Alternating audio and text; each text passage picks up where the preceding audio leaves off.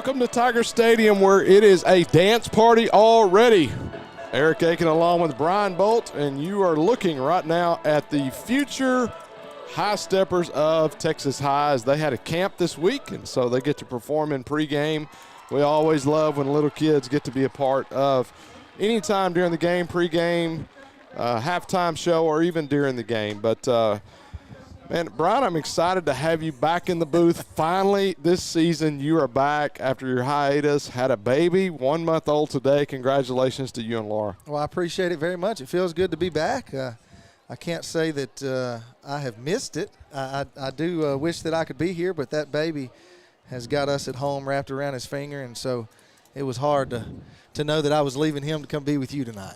Well, he's probably a lot cuter than I am, I can promise you that, and better looking, and I promise you he is a lot sweeter than I am. So, but once again, congratulations to you and Laura and Banks Allen. That's is right. That correct? Yep, and so him. I just I've seen you've been posting pictures and sent it out in our group chat, and man, just a beautiful baby. It takes after his mama, and we're very thankful for that. Yes, so. we are very, very thankful. So, well, hey, man, we're here tonight. Tigers are coming into tonight's game with a record of 2-1 after a win last week in the beautiful state of Louisiana. I mean that facetiously very much, but beat Benton last week with a score of 46-35, coming into tonight against Tiger Legacy, the Red Raiders, formerly Robert E. Lee, but now they are changed the name to Tyler Legacy. We're going to pause for the national anthem played by the Tiger Band.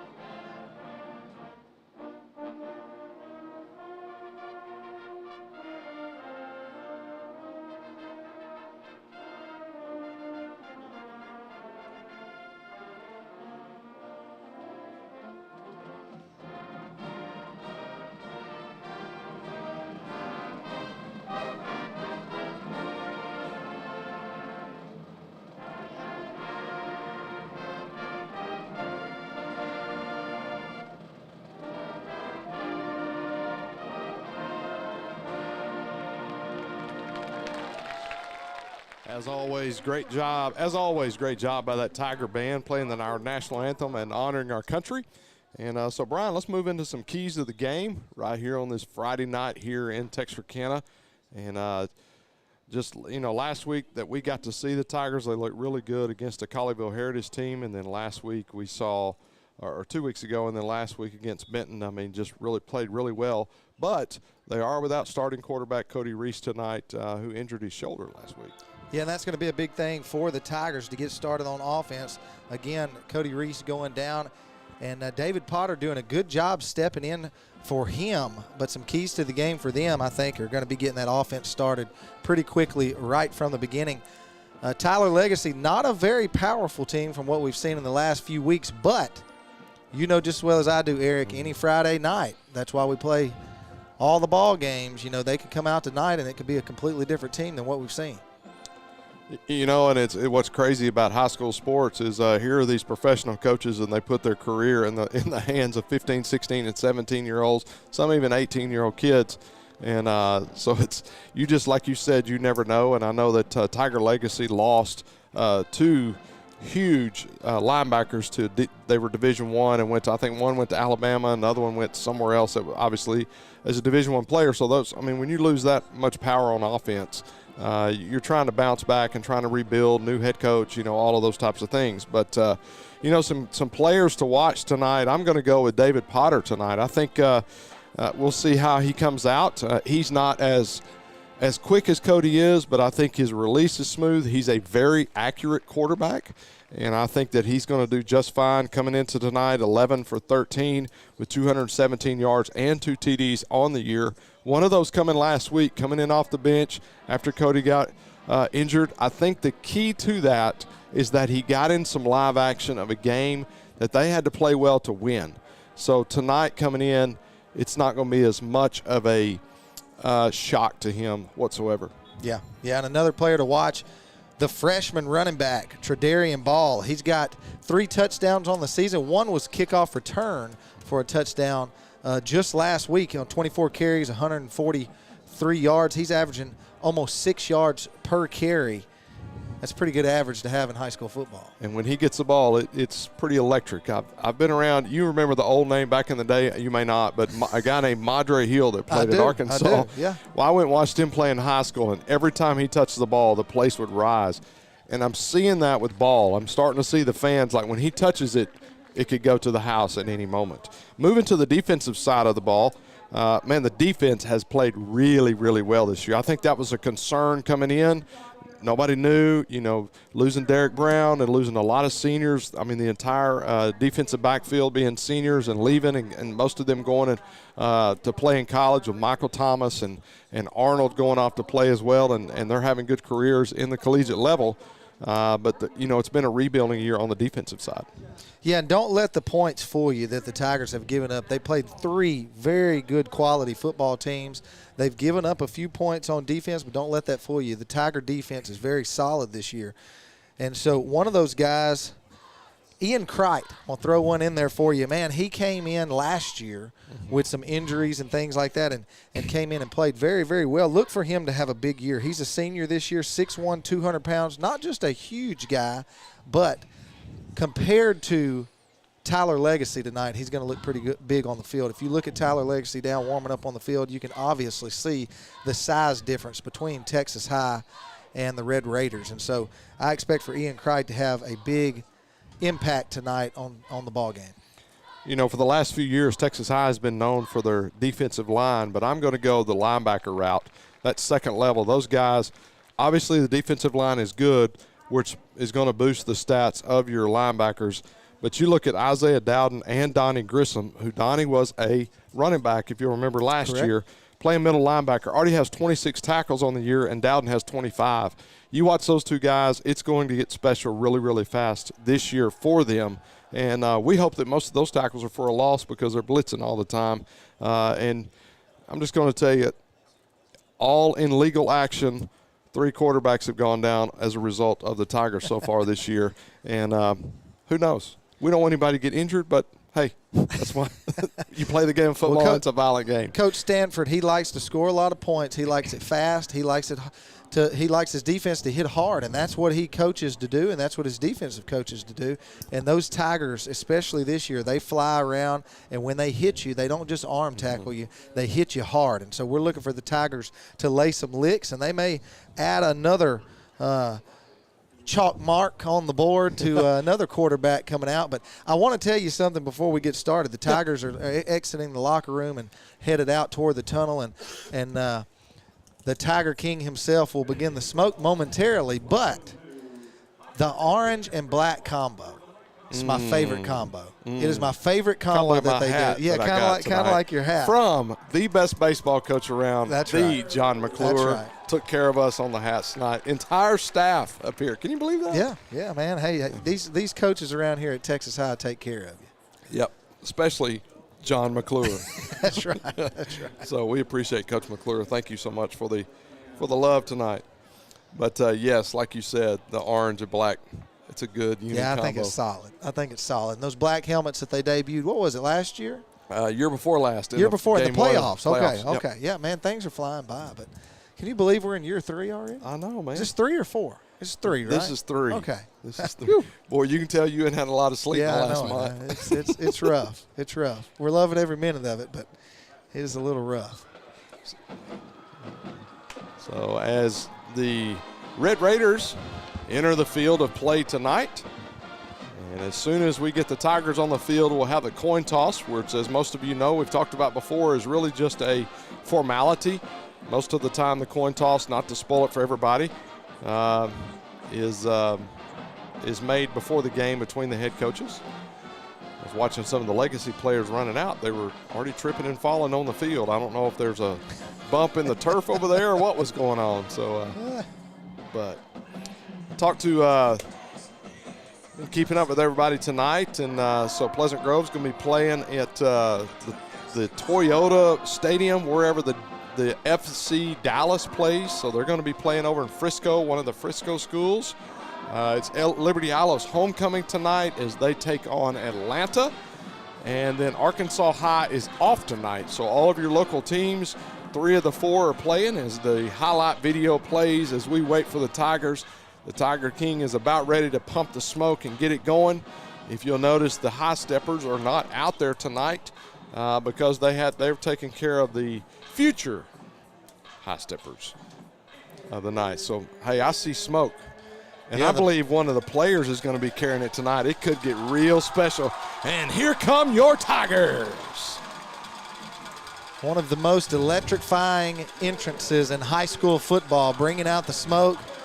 Billy Lavender, he just knows how to make it look good, doesn't he? Got the kids running out with the smoke now. Got the gray and the orange smoke, and then Billy down there with the fire extinguisher. And you may need a fire extinguisher by the end of tonight because I think the Tigers are going to be pretty hot. I'm watching one of the cheerleaders down there. She's holding the smoke and trying to get it out of her lungs at the same time. She's not sure what to do with that. That's right. Well, he has lit up the place as we wait to find out who the captains are for tonight's game. And once again, we want to say with our first time tonight since Cody Reese's injury, I talked to his dad before, just really, man, our hearts go out to him, between him and Trent Kelly. Both of them, looks like they could possibly, Trent is done for the season. Cody will know more.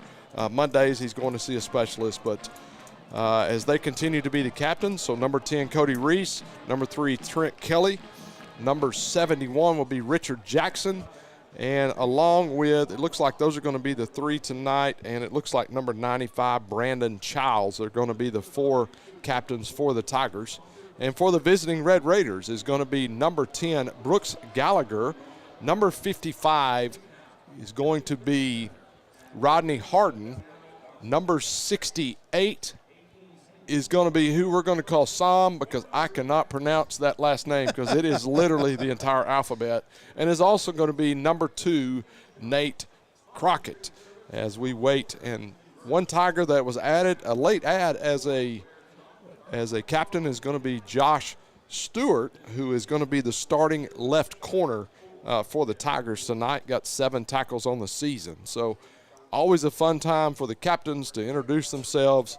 And we've seen some crazy stuff in football in general at the captains meeting. You know, you've seen that big time with Baker Mayfield and the pros and all that kind of stuff. So, but, hey, if you're watching us on Facebook, man, love to know where you're watching from. Make a comment on our feed. And maybe we can give you a shout-out if we get an opportunity and a break in the action tonight. And we wait to see who won the coin toss. And so it looks like Texas High won the coin toss. They are going to defer to the second half.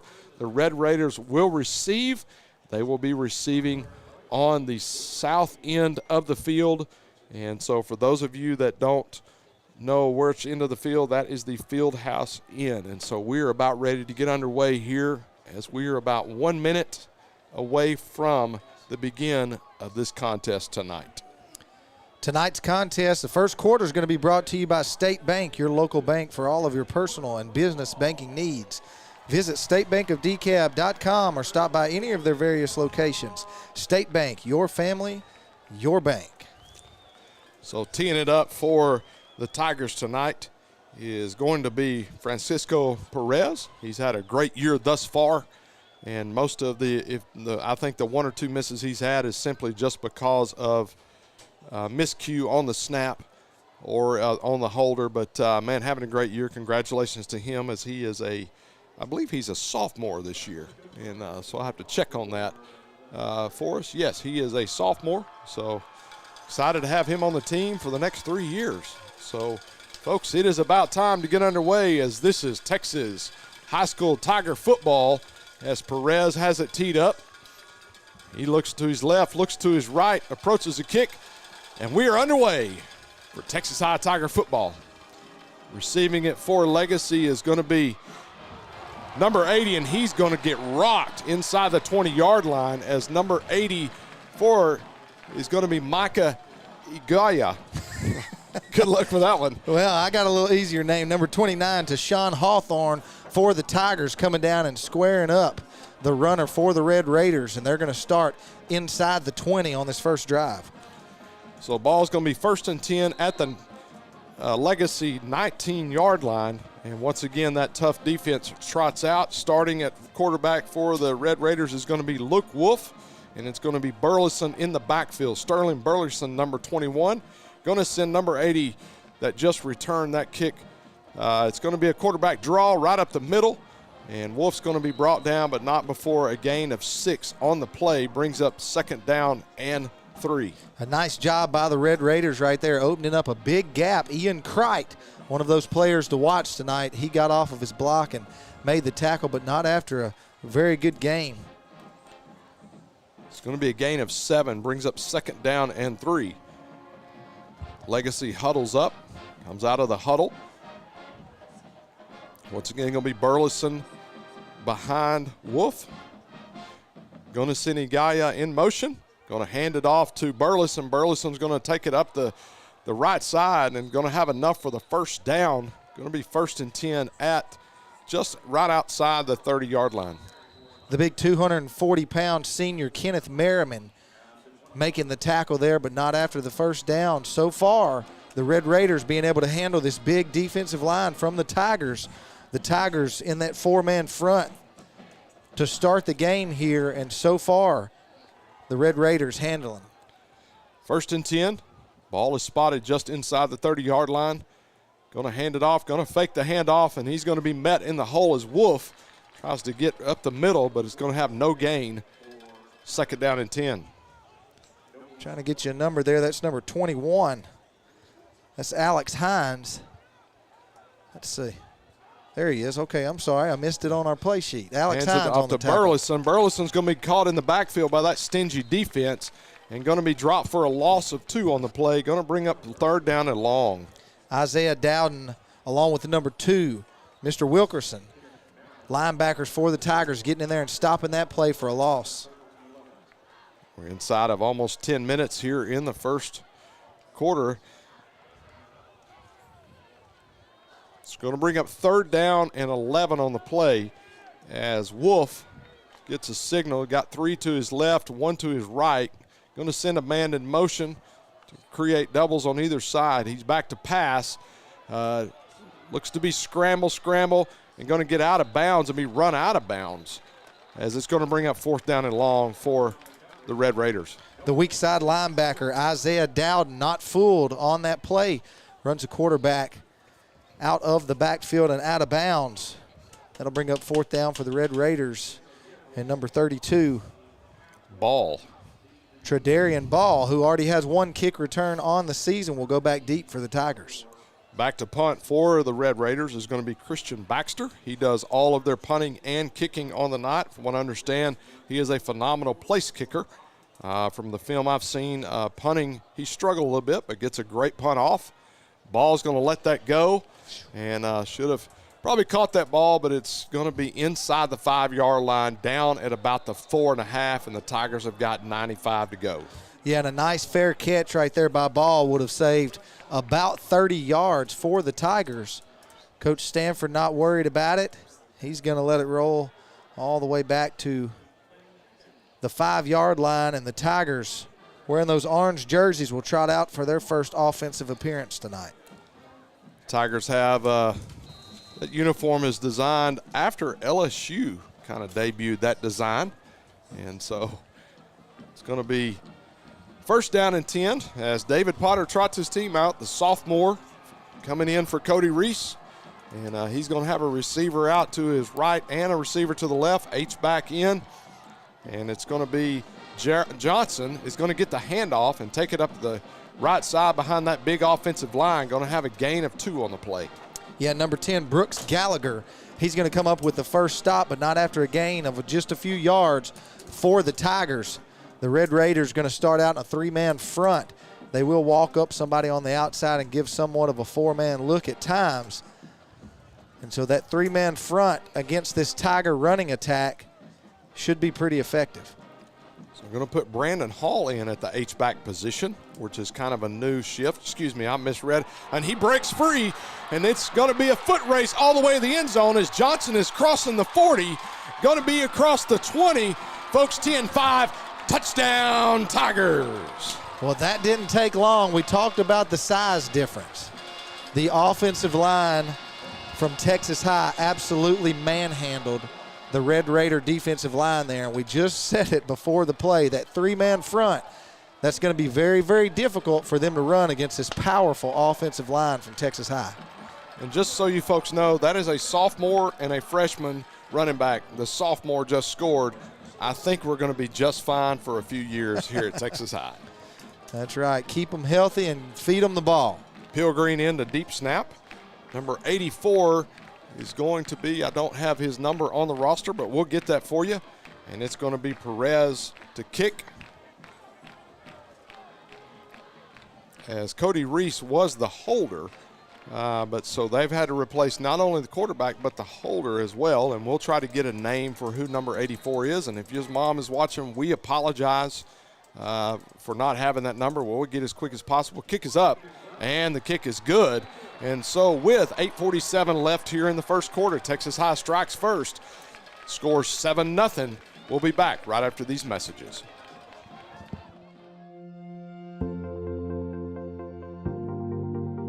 We are excited to announce here at Texarkana Emergency Center and Hospital that we have expanded our capabilities to better serve our community. As a hospital, we have the capability for inpatient services. After your outstanding emergency care, we can smoothly transition you into one of our new inpatient rooms that have telemetry monitors in every room to continue your concierge medicine care. While our patients continue receiving their care in their inpatient suites, we also make sure that your loved ones are taken care of with our outstanding facilities. Our added services include a procedure room and also the capability of MRIs.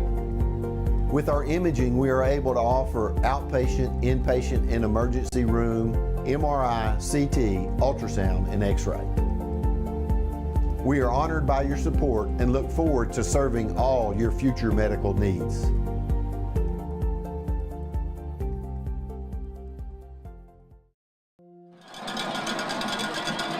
Welcome back to Tiger Stadium, where we are awaiting the kickoff after the Tigers score. They're leading 7-0 on your commercial National Bank scoreboard. There will be a fair catch by the Red Raiders. So we're going to bring up 1st and 10. Ball will be spotted at the 25-yard line. So I had somebody last week, I was at a game and didn't realize that the fair catch rule, that you could call it fair catch inside the 20-yard line, is simply for player safety. And so they can call fair catch and get it out to the 25-yard line anywhere inside the 20. Yeah, and if you don't do that, that's pretty silly. I mean, you better be able to get it out. Yeah. So the holder on the play for us tonight is going to be Worth McMillan. So we got a name and a number on that. So Worth, we just want to call your name. So it's going to be number 21, Burleson on the carry. It's going to be dropped for a loss. Yeah, big number 95, Brandon Childs, just drug that offensive lineman with him into the backfield and makes that tackle there for the Tigers. And I think that's what we're going to see all night long, is just the orange jerseys of Texas High dominating the gray jerseys of the Red Raiders. So which is not a bad look for those guys tonight. That's absolutely not. Looks good. So Wolf looks to the sideline to get the signal. Looks like changing it up a little bit. Looks like a little confusion there by the H-back. Wolf back to pass, as he's going to be flushed out of the pocket by Crite, and he's going to throw it away into the crowd. And most of the fans think they have a souvenir, but that's not going to work. I want to see this lady throw the ball. Hey, sign her up. That's what I'm talking about. And nobody caught it. Everyone got out of the way like it was a foul ball at a baseball game. No one wanted to catch it. Ian Crite doing a good job there, doing his best to run the quarterback down from Tyler Legacy. Just couldn't get to him, but it'll bring up 3rd down and 11. Brings up 3rd down and 11 on the play. So Wolf back to pass. Going to try to hit his man, hit him right where he shouldn't have, which is in the hands. pass was intended for number 19, Sir Charles Johnson. And number 21, Alex Hines, comes from his defensive end position and makes the tackle out in the flats. Got a few people watching from Houston, Texas. T. Akins is watching from Houston, and Gregory Law watching from Arlington, Texas. Appreciate you guys joining us tonight. Montana Russell watching from Tulsa. So here we go once again. Tyler Legacy has 1 first down on 2 possessions. Ball is almost. Ball's going to receive that. He's going to take it out wisely, as last time it didn't work out too well. Going to get across the 40-yard line, down at about the 41-yard line, be 1st and 10. Nate Crockett wisely grabbing a hold of the back of Ball's jersey and just riding him down to the ground, because if he would have broke that edge, the band would have been playing the fight song again. We're going to bring up 1st down and 10 for the Tigers. Ball at the 41-yard line. Once again, David Potter in at quarterback, the sophomore. 6'4", 185 sophomore is yet to throw a pass tonight. Hasn't needed to, as the run game has obviously been great for the Tigers. As the Red Raiders are showing blitz. Going to pull back off of that. Potter gets a signal from the sideline. Back to pass. Is going to throw it to TJ Gray and going to get it outside. And fortunate that wasn't intercepted and taken to the house. Going to get it out to the 49-yard line. Yeah, number 36, Cameron Rollins, coming up with the tackle, and then he's going to be pulled off the field after he makes his first tackle. He was in for someone, not a starter. I believe he was in for number 4, Jay Sean Lee. Great idea to get Potter settled into his passing game. Gets a little throw there. Going to be back to pass. Nobody there. Going to try to scramble and get it up the middle, and is going to be dropped for a loss. Going to bring up 3rd down for the Tigers after the loss. Yeah, not sure what was going on there on that play. The 2 receivers went out and blocked. Potter was looking to throw the ball, and so, of course, he had no one to throw it to, and going to lose a couple yards on the play there. It's going to be 3rd down for the Tigers. So bring up 3rd down and 7 on the play.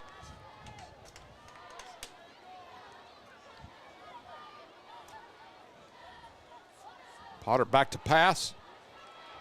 He's looking, goes deep. He's got a man. It's Brandon Hall in his hands and out of his hands. And it's going to bring up 4th down for the Tigers. Just hit him in a bad spot, Eric. The hands. You know, some of those balls are the hardest to catch. Mm-hmm. And I say that because I've done the same thing. When you're running and you have to stop and wait on it, and the defender has time to close, they throw their hands up right at the same time the ball's getting there. It's a very, very difficult catch to make. Perez in to punt it away. Pilgreen in for the deep snap with 6:23 left here in the first quarter. As Texas High runs a little bit of like a spread formation on the punt. Going to be a fair catch at the 25-yard line by number 3, Matthew Ross. And it looks like we've got some laundry on the field.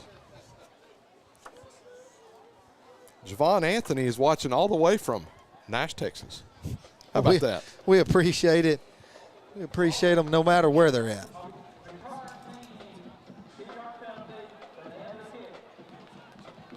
Looks like it's going to be a 15-yard penalty. I don't know what that call was there. I couldn't hear the official, but I did hear it's going to be a 15-yard penalty from there, so it's going to back them up into deep territory. So it's going to be 1st and 10 at the 15-yard line. Yeah, the last thing the Red Raiders need right now is penalties to start hurting them. The Tigers almost capitalizing there for another score. 6:15 left to go on your commercial national scoreboard here in the first quarter. So 1st and 10, ball is at the 15-yard line. Going to fake the handoff. Got a man across the middle and hits his man. Pass is going to be caught by number 18, Greenhouse for the Raiders. C.J. Brown doing a good job there corralling him and making the tackle, but not after a big, big gain there by the Red Raiders. Great pass by Wolf. Going to They're trying to set up that end around, it looks like, but hands it off up the middle. Kenneth Merriman, one of the defensive tackles for the Tiger, in on that stop. He's only going to be a gain of 1. All day in the pocket. And as a man wide open as number 22 gets free, Ladarius Yarber on the reception, going to bring 1st and 10 for the Raiders. Yeah, not a good job there by the Texas High defensive line. They stayed back and gave Wolf all day in the pocket, and he just waited until a guy got open. And so the Red Raiders only down by 1 score, and they're marching down the field. So ball 1st and 10. Ball is at the 44-yard line. Wolf is going to hand it off to Yarborough. He's going to be brought down at the line of scrimmage. No gain on the play. Isaiah Dowden going to be given the credit for that tackle, but the turf is actually what got the running back down there. He slipped and fell down, and then Dowden made sure he didn't get back up again. How about Demetrius Beasley watching us all the way from Denver, Colorado? That's right. I'm talking about. He says, go Tigers. So 2nd down and 10. Ball is spotted at the 44-yard line. Going to hand it off to Yarborough. Yarborough is going to be brought down in the backfield and dropped for a loss. Brings up 3rd down and long for the Raiders. Jordan Crawford for the Red Raiders, the right tackle. He is trying his best with Ian Kreit. Just cannot get a hold of the big senior defensive end. He shoots the gap and makes the tackle in the backfield. Now they're looking at 3rd down and 11. 4:20 left here in the first quarter of this game as the Tigers lead 7-0. Wolf looks to the sideline. Looks like we're calling an audible. Looks out to his receiver, Crockett. Yes, Crockett's got a one-on-one matchup, and he's going to look that direction, looking to go that way, and is going to underthrow him, and it's going to bring up 4th down and 11 after a promising drive, and it's going to stall. Yeah, not a very good effort there by number 2, Nate Crockett. He just gave up on that ball, didn't give very good effort. Not sure what's going on there, but it worked out for the Tigers. 4 minutes left to go on your Commercial National Bank scoreboard. The Tigers lead 7-0. And I know as a former receiver coach, Mr. Bolt, yeah, that bugs you. Yeah, you wouldn't stay on the field very long with that kind of attitude. I mean, you've got to. Going to fake it, and it's going to be enough for a 1st down and then some as they snap it to the up back, and it's going to be number 9, Jordan Renaud, as he gets outside, and, man, Tigers ran right past him, not realizing he had the ball. And if I was the coach on that sideline, Renaud would be in the backfield again.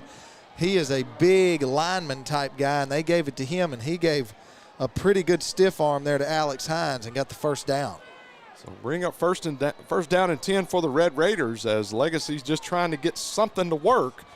As Wolf's going to fake the handoff once again. He's got a man, and he's going to go deep towards the end zone, and they are all over each other as the pass was intended for it's going to be intended for Crockett. Now, who's going to get the flag here? They were both, I mean, of course, I believe it's going to be defense, but, man, they were both just climbing all over each other trying to get to that ball. I have to go. This could go either way. I say offense, but they're going to say defense. Yeah, so what happened was number 5, Tim Austin, he was running slow enough that the receiver was running into the back of him, and I guess they decided that he was impeding the path for the receiver there, and so the flag was thrown. And you know what?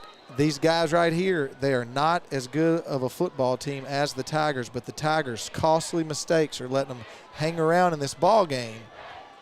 Coach Stanford, not a very happy camper right now. So 1st and 10 after the penalty. Going to hand it off on the end around, and he's going to be met in the backfield and absolutely drilled. I don't know if he knows where he's at right now. Well, the defensive coaches for Texas High said they had enough, and they dialed it up. The weak side safety, Keith Lewis, come flying in there on a blitz, and they're going to lose 4 yards on the play. So Hubbard on the end around there and is going to be dropped for the loss. Going to bring up 2nd down and 14 on the play as we approach 3 minutes left here in the first quarter. So Wolf in at quarterback, sends a man in motion, fakes it again, and looks like we're going to have a timeout on the field. And coach is throwing headsets and everything over there. I don't know what's going on that sideline, but it sure is interesting. And he's not happy with Hubbard. And so Hubbard's going to have to go and drink some water for a little while on the other sideline. Yeah, and it's just like we were talking about just a few minutes ago with Crockett. The attitudes of some of these players from the Red Raiders are the only thing that's killing them on this drive right now. Yeah. As you saw when the receiver for Hubbard, when Hubbard came off the field just a second ago, he had an absolutely nonchalant, he had nothing for his head coach. He didn't want to talk to him at all. And so they sent him off to the sideline and brought someone else in. And Coach Stanford's still upset with that penalty. He wants an explanation of why they threw it on the defense. He's out past the numbers, trying to discuss and trying to figure out what that was. And I can't help but agree. I actually thought it was defense because it looked like he was over his back from our angle. But, hey, I don't have the same viewpoint as the field judge because he's looking at it from the other angle. So we have to go with We've got a better view. I agree. And we It is a pretty good view might up be here. a little bit biased. It's a pretty too. good view up here. Well, no, I'm fair. I'm fair. I think you're biased. I'm very biased. Second down and 14. 3:06 left here in the first quarter. Wolf is flanked, going to fake it. And he's got a man as Crockett. It seems to be his receiver for the night, their go-to guy. And he's going to have enough for a first down. C.J. Brown finally going to bring him down. But, again, we talked about Crockett's attitude earlier, and then he comes back with a huge catch right there. So he's a playmaker. He needs to keep his head in the game. He's going to help his team out a lot. And, back to what we were talking about. I know you're very biased, and I want the Tigers to win every game. But, we just got to call it fair, Eric. I understand. We got to call it fair. I think a little bit of the lackadaisical is that they got beat 69-0 last week by Longview. Like so a drum. they're trying to figure it out. And Wolf's going to be pressured, and he's going to throw it wisely out to the sidelines, and he was in the grass, but he just couldn't quite get him down there. Yeah, number 21, Alex Hines, along with number 33, Isaiah Dowden, both getting back there and rushing the quarterback around, and it was probably a good thing that he got away from that because Alex Hines was on his heels.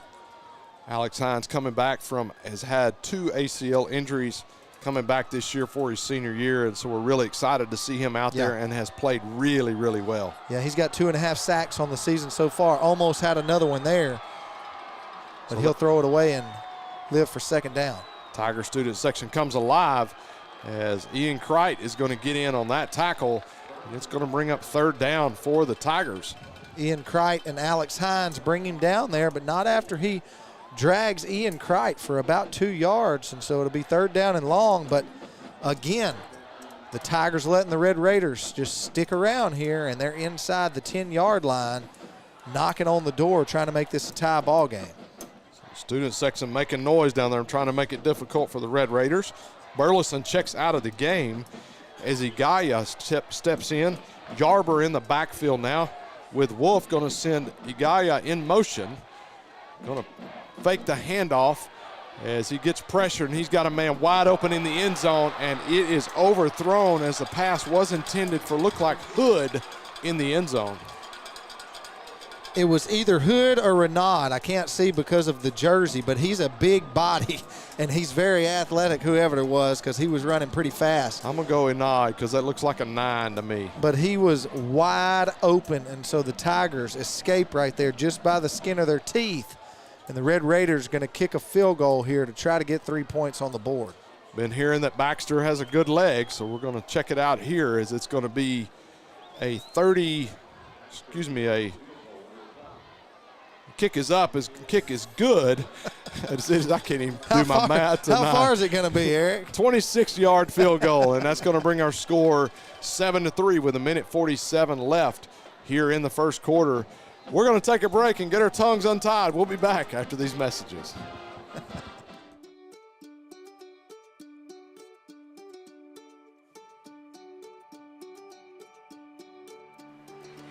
Life is busy, and we get it. The State Bank mobile app was designed to make banking more convenient for you. Check account activity, make transfers, pay bills, and manage your debit card in a snap. You can deposit checks from the convenience of your home or wherever life lands you. The State Bank app lets you organize your accounts, manage alerts, and easily email our customer service experts. Now that you have State Bank at your fingertips, you can spend more time doing what's important to you. Your family, your bank, State Bank.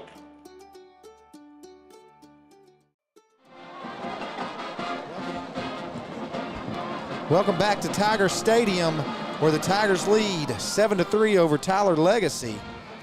We're still here with 1:47 left to go in the first quarter, and the first quarter brought to you tonight by State Bank. Make sure you visit statebankofdecab.com or stop by any of their various locations and go by and see our very own Jay Davis if you need a loan. Well, I see our friend over in Mount Pleasant, Randall McMahon, is joining us. And so great to see you joining us and talking trash all at the same time over there, Mr. McMahon. No, hey, good luck to the Tigers, Mount Pleasant Tigers tonight. Or actually, they played last night and lost, but so good luck tonight. Well, they got a new coach. They've got a new coach, and man, Coach Cluley is doing some great things over at Mount Pleasant, and man, turning that program around. Really proud to see what those guys are doing. McMahon's son is the starting quarterback, and so man, wish those guys nothing but the best this year. So we're gonna bring up 1st and 10 for the Texas High Tigers at the 25-yard line after the kick went through the end zone. So John, it's gonna be David Potter bringing his team back on the field. We're going to hand it off to the freshman Ball, and Ball's going to get back to the original line of scrimmage, maybe a half yard, going to bring up 2nd down and 9. And number 9, Jordan Renaud, that we were talking about just a few minutes ago, making some plays on the offensive side. He's a starting defensive end, and there he is making a big stop, but not after a 1-yard gain by Ball. So we're going to bring up 2nd down and 9. As he's got a receiver to his right and a receiver to his left. Is going to send Williams back in motion as the H-back.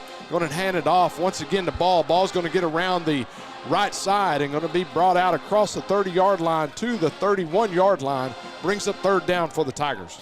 Number 43, Paul Ratliff. He's in at the linebacker position, and he comes in and makes a tackle right there for the Red Raiders.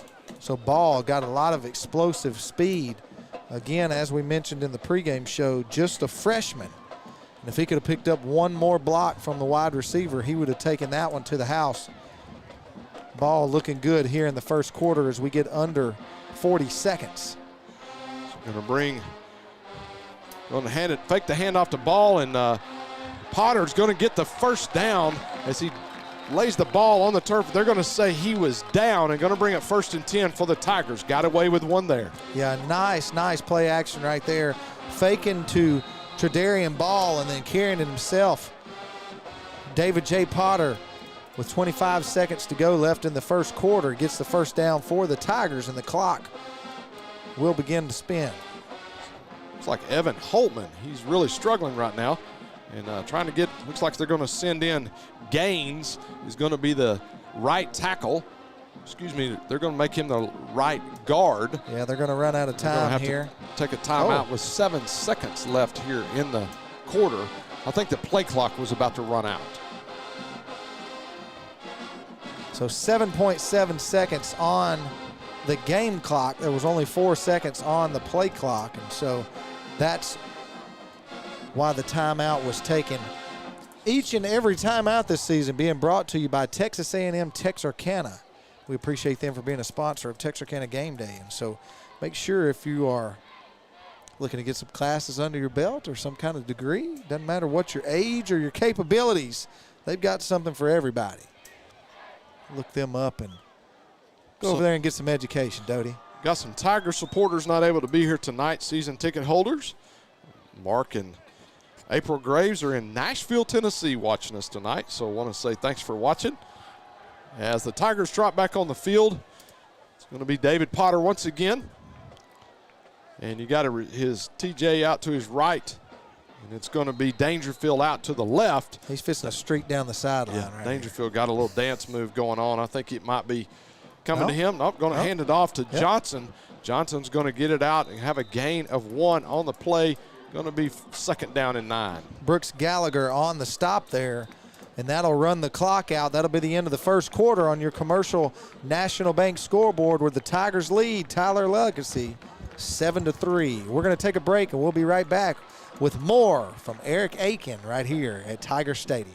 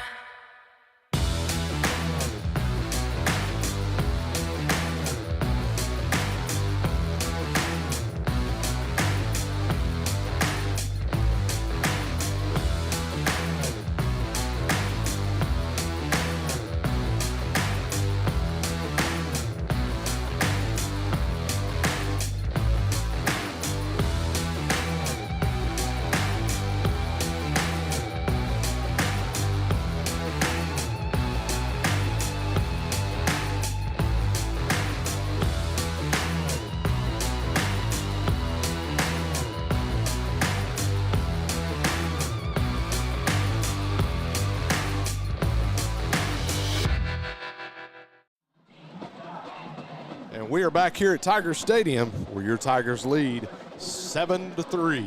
Brian, who we got as our sponsor for this quarter for us? Second quarter is going to be brought to you by Texarkana Emergency Center and Hospital. With their experienced physicians and great personal care, Texarkana Emergency Center and Hospital is your superior choice for minor and major emergency needs. Stop by and see our very own Dr. Young and all of his staff, or give him a call at 903-838-8000.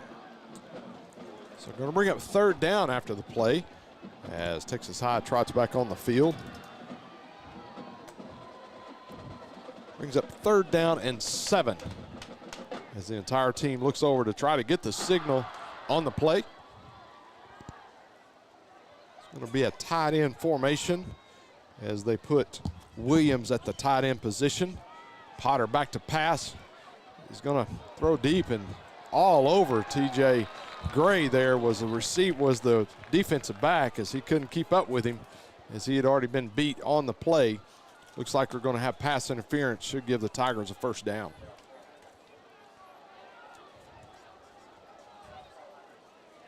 $11:16 left here in the first half.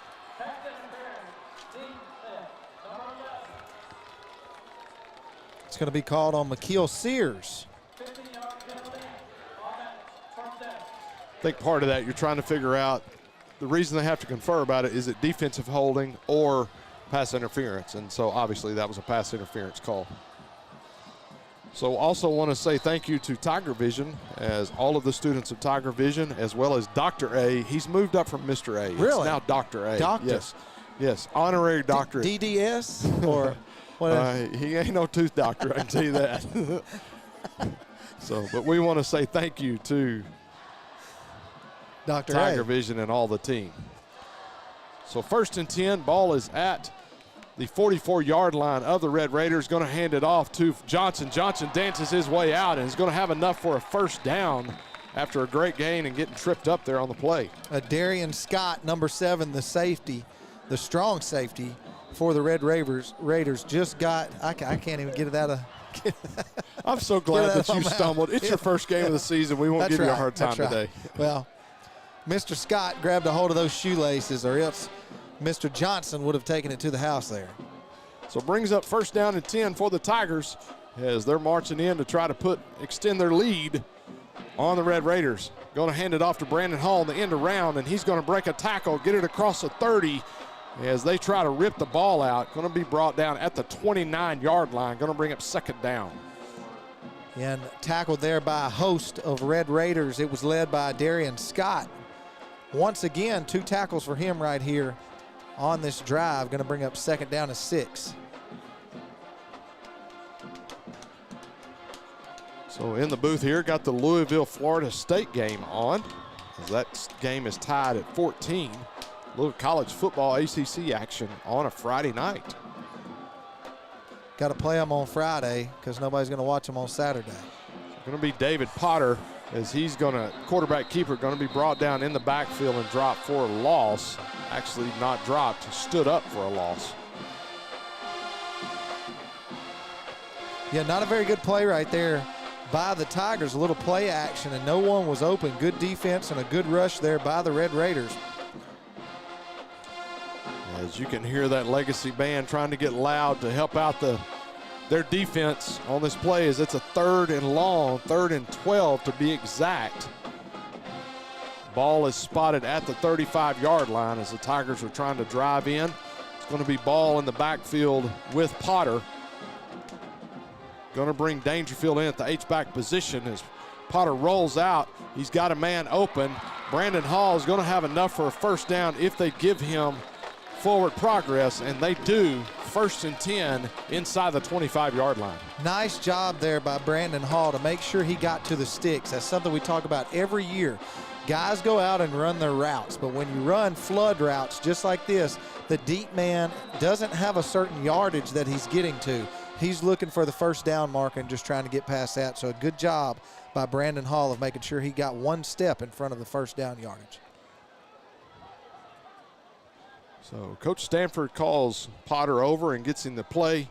Looks like he was a little frustrated about something there. But, Tigers got to hurry.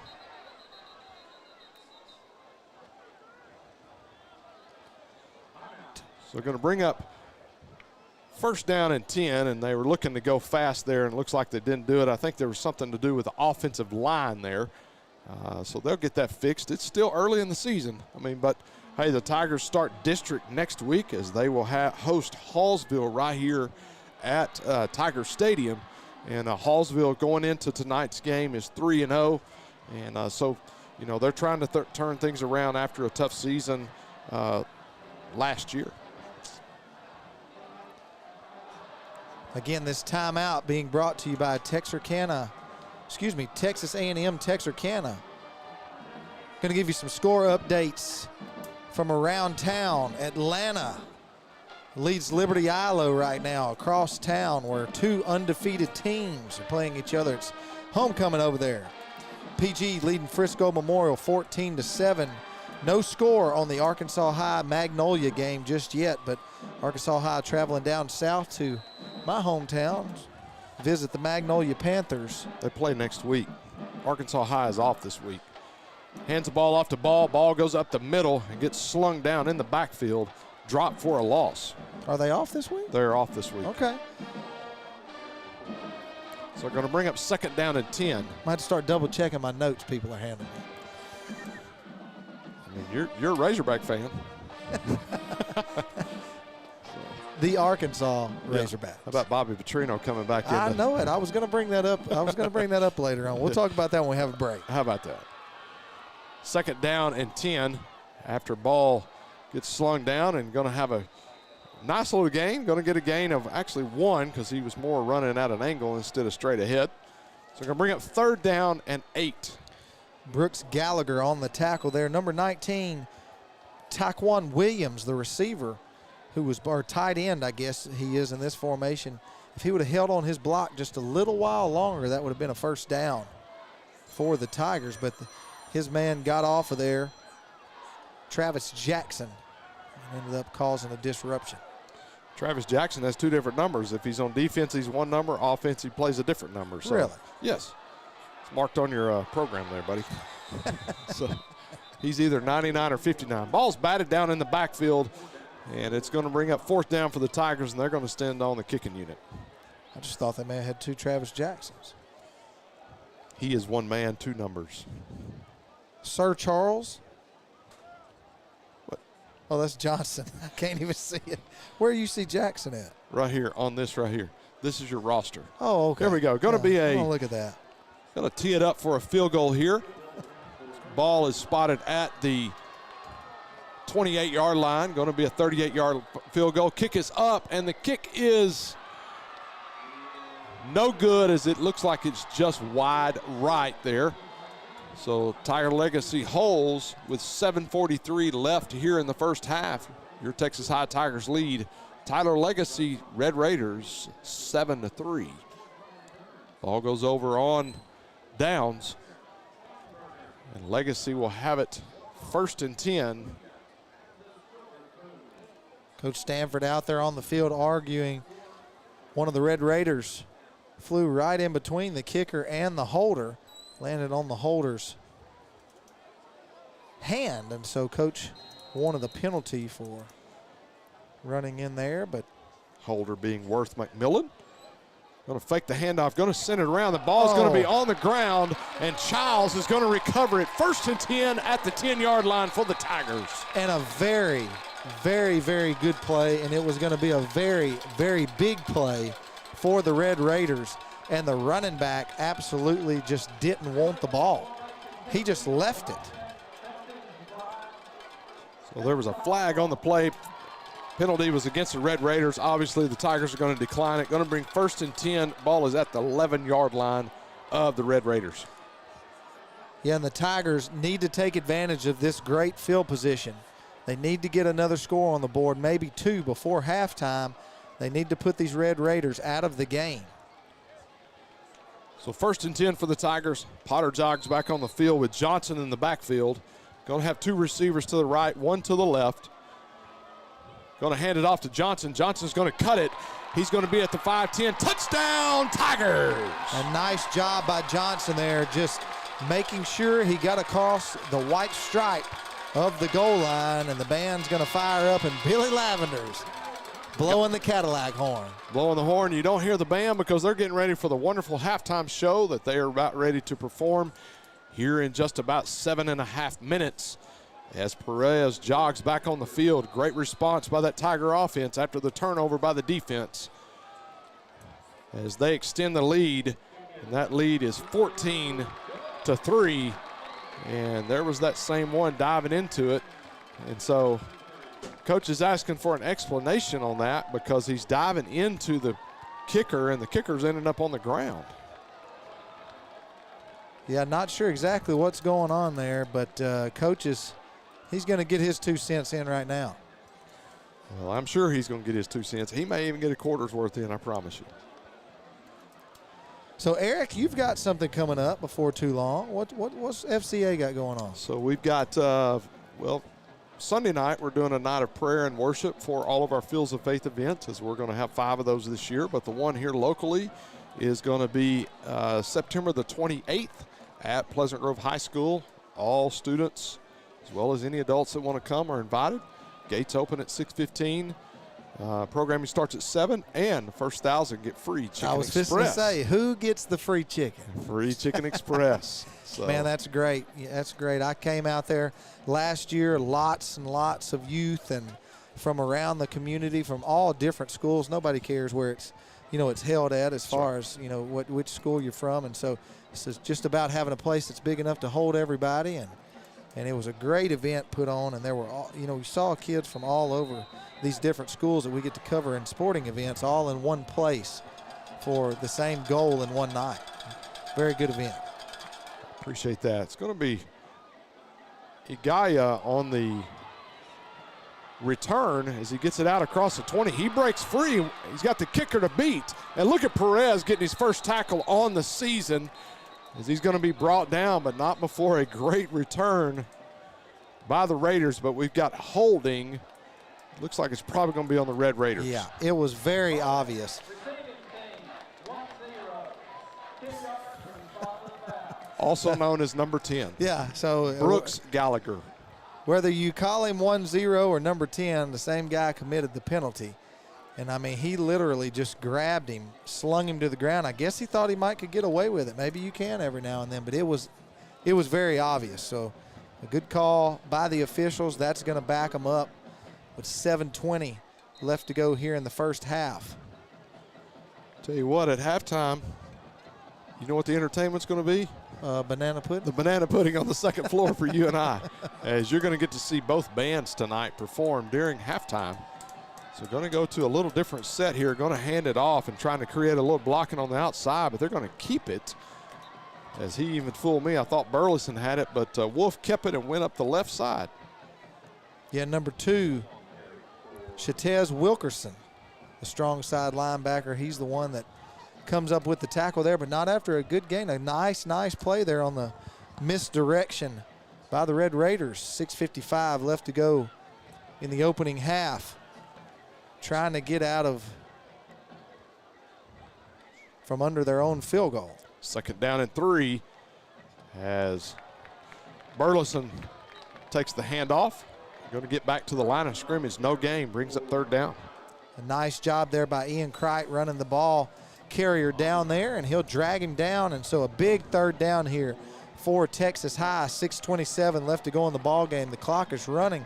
The Tigers can get a big stop here. They've got time to punch another one on the board before halftime. So 3rd down, and let's call it 3.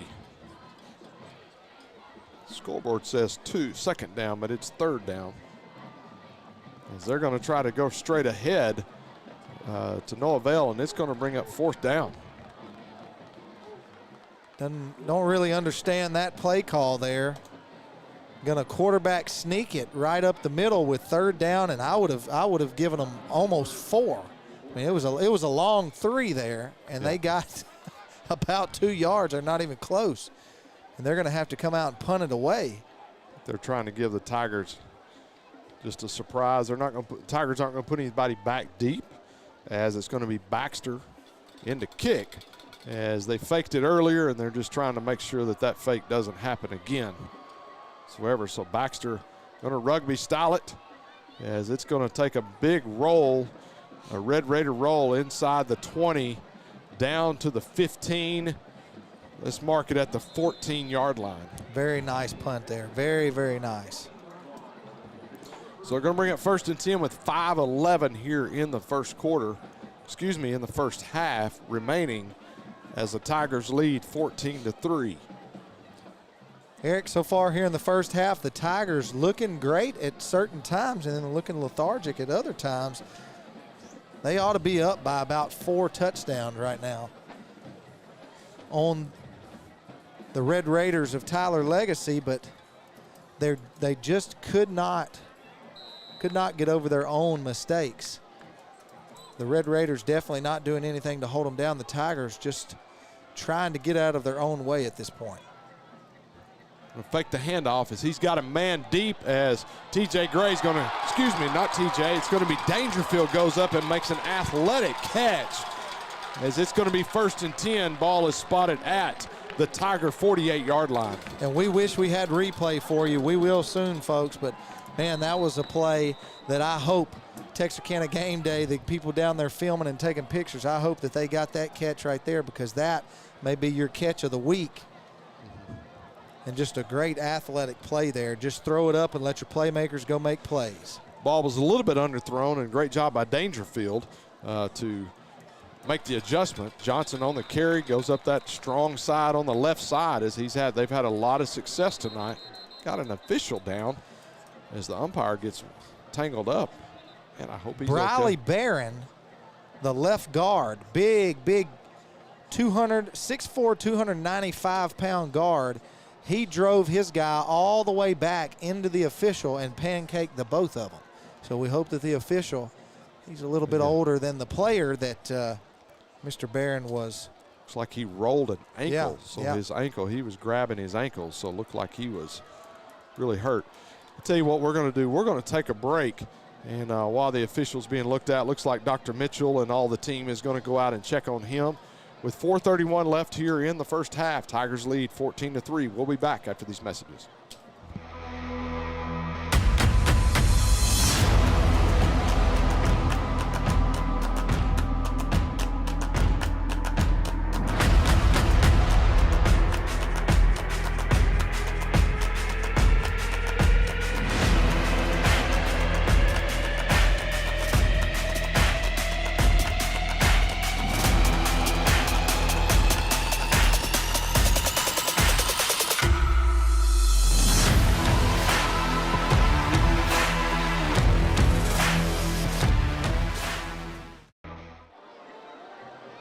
Back here at Tiger Stadium, as the official makes it off the field, as he's limping and walking gingerly on that ankle, and so we wish him nothing but the best.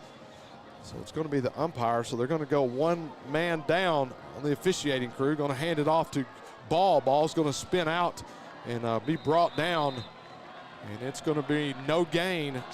second down for the Tigers. Number 76, Barron, he just pancakes the guy again back in the backfield. He is just wearing people out. This time he had no white and black stripes in front of him, so that's a good thing. We can't lose any more of them. But number 3, Matthew Ross on the tackle for the Raiders. Correction, going to be third down and 6 for the Tigers. Going to send a man in motion.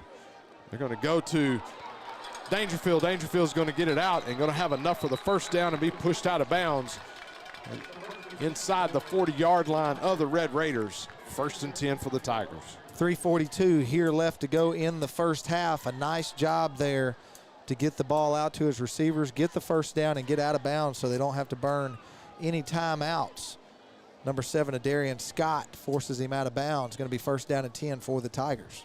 Looking down, and Billy's down there standing by, a legend from here in Texarkana. Mike Cherry played at University of Arkansas and at Murray State. And ball is going to get free, and as he takes the screen pass, and it's going to be a first down run out of bounds. But finish up on Mike Cherry.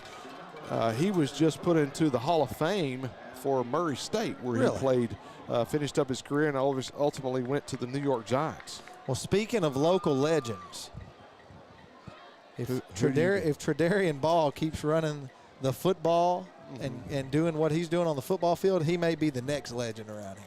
Well, I hear there's a new show starting up, and are you going to be the next legend of Texarkana? I'm definitely not going to be the next legend. Yeah. So after this next play, I want you to tell us a little bit about it. So Tredarian Ball is going to get the carry. You better tuck that ball or he's going to lose it. Going to be brought down as number 20 loses his helmet for the Red Raiders. Yeah, Brantley Hooper loses his helmet on the tackle there. I guess they're not going to make him. Yeah. Okay, I was just going to say, I thought maybe they had changed the rules, but he's got to come out for a play. And the coach is over there telling him, strap that thing up. They don't want him coming out. So looks like the Arkansas game against Cincinnati. Helmets everywhere. Yeah, I've never seen anything quite like that before. I haven't seen an official count. Have you? But it was awful. Somewhere around 14. Oh, I'm sure. 2nd and 3. Oh, my goodness. Touchdown, Tigers. Spectacular catch by Brandon Hall. What a great catch. Love to see young men going up, catching those balls with their hands, just doing it the right way. And, I mean, that one was in traffic. You talk about threading the needle. David J. Potter coming out, put that thing right between 2 Red Raiders. That's going to be the 20th point for the Tigers. Kick is blocked, and that is a live ball, but it's going to go out of bounds, and so it's going to be 20-3. So, hey, while we got a little chance here, tell us a little bit about this new show, The Blind. Well, we've got a new outdoor talk show that's going to come out. October the 18th will be our first episode. Again, it's called The Blind, and we've got a star-studded lineup.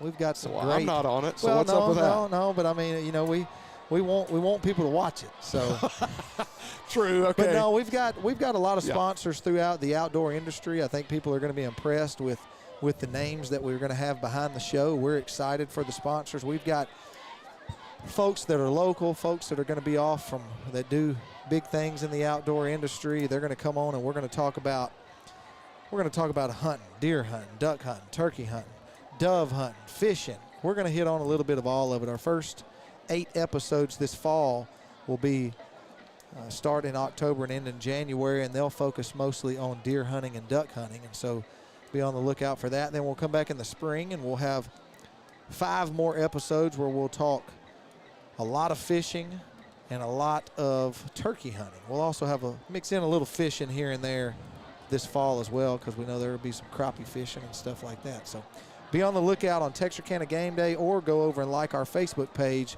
Live from the Blind. Congratulations on that new endeavor, by the way. Well, I appreciate it very much. 2:48 left here in the first half. Perez to kick it off. Kicks it high, kicks it deep. Ball's fielded at the 10-yard line, and it's fumbled. And And he's only going to get out 5 yards on the return and make it 6. Ball's going to be spotted at the 16-yard line. Number 45, Jalen Partee, coming up with a big tackle right there. Almost a costly mistake for Tyler Legacy. Texas High leads 20-3 with 2:42 left to go on your Commercial National Bank scoreboard. If they can hold them to a quick 3-and-out right here, the Tigers have enough time with 2 timeouts left that they might can drive it down and score again. First and 10. Ball is at the 16-yard line. Going to do that end around once again, and is going to be run out of bounds, and that is going to be number 12 on the carry, Hubbard. Yeah, and run out of bounds by number 33, Isaiah Dowden. Going to get out and stop the clock. That's a good thing for the Tigers. 2nd down and a long 4. How about Pleasant Grove winning 35-14 right now with 5 minutes left in the first half against a 5A Division II school. So going to be flushed out of the pocket. Going to have a hold, it looks like, and the ball is going to be caught, and then the wood is lowered as Greenhouse on the reception, but it looks like it's going to come back as you've got a hold back here. Yeah, Wilkerson coming up with a big hit, but a nice catch over here right on the sideline. It does look like it's going to be a hold. You know, what that tells me is on the hold is that the Texas High defense is beating the offensive lineman and getting around them, and so that's the last-ditch effort in order to not, hopefully they don't get caught. That's the idea, right? Well, and that one was actually thrown on number 13, Jaden Hembrick, so I believe he is a wide receiver for them. It was thrown outside the box just a little bit, but yes, they should have been called for holding on some other plays, or excuse me, by some other offensive linemen there, because the orange jerseys just blew by the offensive line. So it looks like Atlanta still leads Liberty Isle at the beginning of the second quarter, 7-0, as Burleson on the carry and gets almost enough back from the penalty yardage, and is going to bring up 3rd down and long once again for Tyler Legacy. And as you stated, get a quick 3-and-out still as we approach 2 minutes left here in the first half. Yeah, look for the Tigers to start using some timeouts if needed. They're going to have very good field position if they can get a big stop right here. So they're going to go deep, and the pass is going to be broke up as it was intended for Crockett, as he's been the go-to guy for tonight.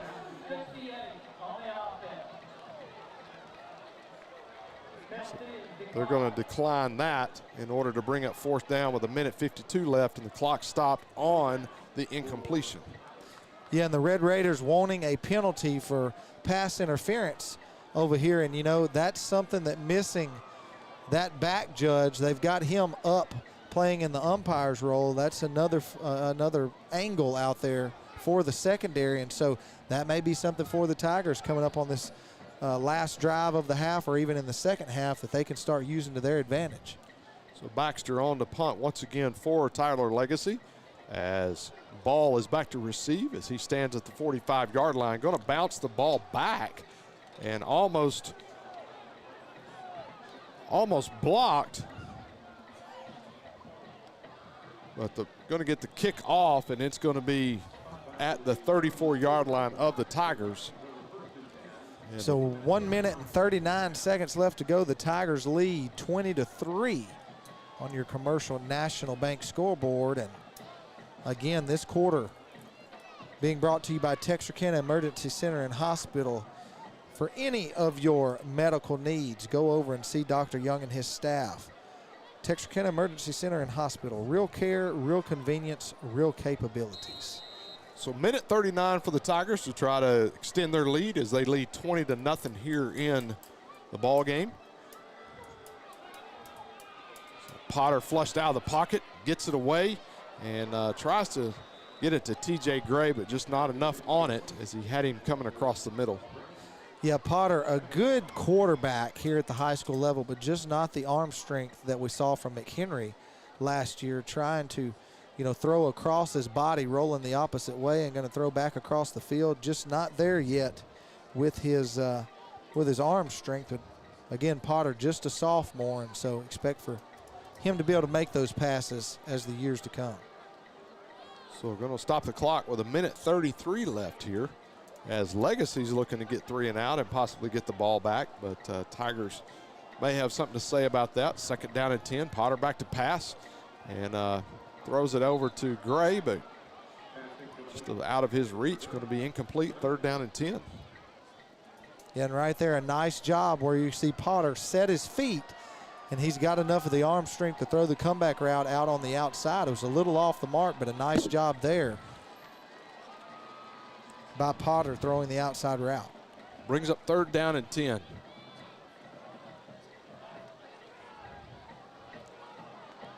So as the entire offense gets the signal, play clock down to inside of 10 at 5. Potter back to pass, gets it across the middle, but Brandon Hall is intended for Brandon Hall, but overthrown there as he was, looks like he was almost triple covered there. Yeah, and so just overthrown right there, and then going to be a nice job by the Red Raider defense to cause a quick 3 and out. Going to leave over a minute left on the scoreboard after this punt. Tyler Legacy looking if they're going to put somebody back or not. Looks like they are going to put 2. No, going to put 1 back. He's going to go back to about the 35-yard line. Hey, your good friend Braxton Langdon is watching tonight. Just want to let you know. He said we're doing a great job, and he was wondering if you have a sweet visor on, and I just have to say no. He's got some ugly ball cap on. What is he doing, texting you, worrying about my visor? Well, he thought you might be wearing a visor.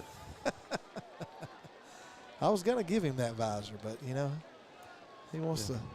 Let's talk smack about it. Braxton, a good guy. If you're looking for insurance on the Texas side, go and see my buddy Braxton Langdon. He's my insurance agent. He's a good guy. Now, if he sold insurance on the Arkansas side, we might have to have a discussion. But he doesn't. Ball is over the head of Perez. Perez gets it away. Wow. And there's going to be a roughing the kicker after he gets that away, and he gets a great kick off down inside the 40, down to the 39-yard line. But there's going to be a penalty on the play. The coaches from Tyler Legacy not happy about that penalty, and then they're going to talk about it. The ref is actually going to talk with the side judge that threw the flag. Not sure what the discussion is about. In my opinion, it's better to throw the flag and wave it off than to not throw the flag in that. So it's going to be roughing the kicker, it looks like. Personal foul. So it's going to be an automatic 1st down for the Tigers. Tyler Legacy's coach is out by the tee at the hash mark, as I'm sure he's frustrated with more than just this call. Yeah, it's hard when you get beat by 40 points the week before. 69. And then 69. Well, yeah. I was trying to make it sound a little better than it was, but well, the reality I understand that he's frustrated, and they are still in this game and have been so far. And he's frustrated with the call there, and they need to get him and his coaching staff off the field so that we can resume play. So I don't think he was inviting him over for Christmas dinner, I can promise you that, or an after the game meal whatsoever. Well, that's not very nice of him. So he should be more like you. So I just realized one of the coaches, whatever, Brian. I realized one of the coaches over there, he is one of the guys that was at Mount Pleasant last year, Jabbar Williams, and coaching them up on the defensive side of the ball for Legacy. Looks like we got a new running back in, going to be number 25. Joe Miller is going to get in the game as we're inside of 1 minute left here in the first half. Once again, folks, we'll take a break at the end of the first half, come back for the performances by both bands. And we're going to tell you how good dinner is tonight.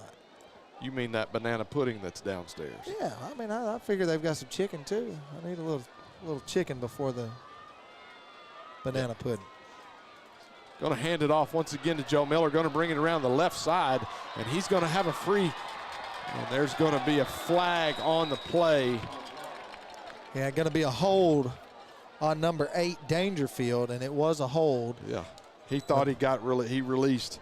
Yeah, he did release him once the running back passed him. Yeah. So a nice try there. Gets an A for effort.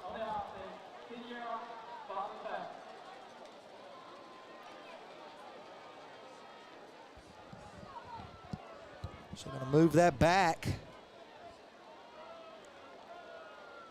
Looks like it's going to be second down at about 13.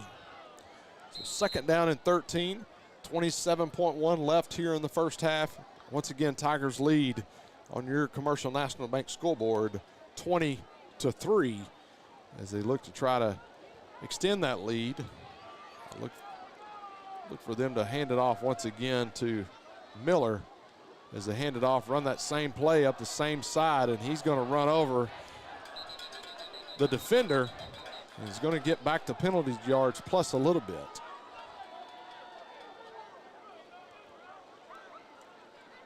So we're going to bring up second down, or call it third down and 8 on the play.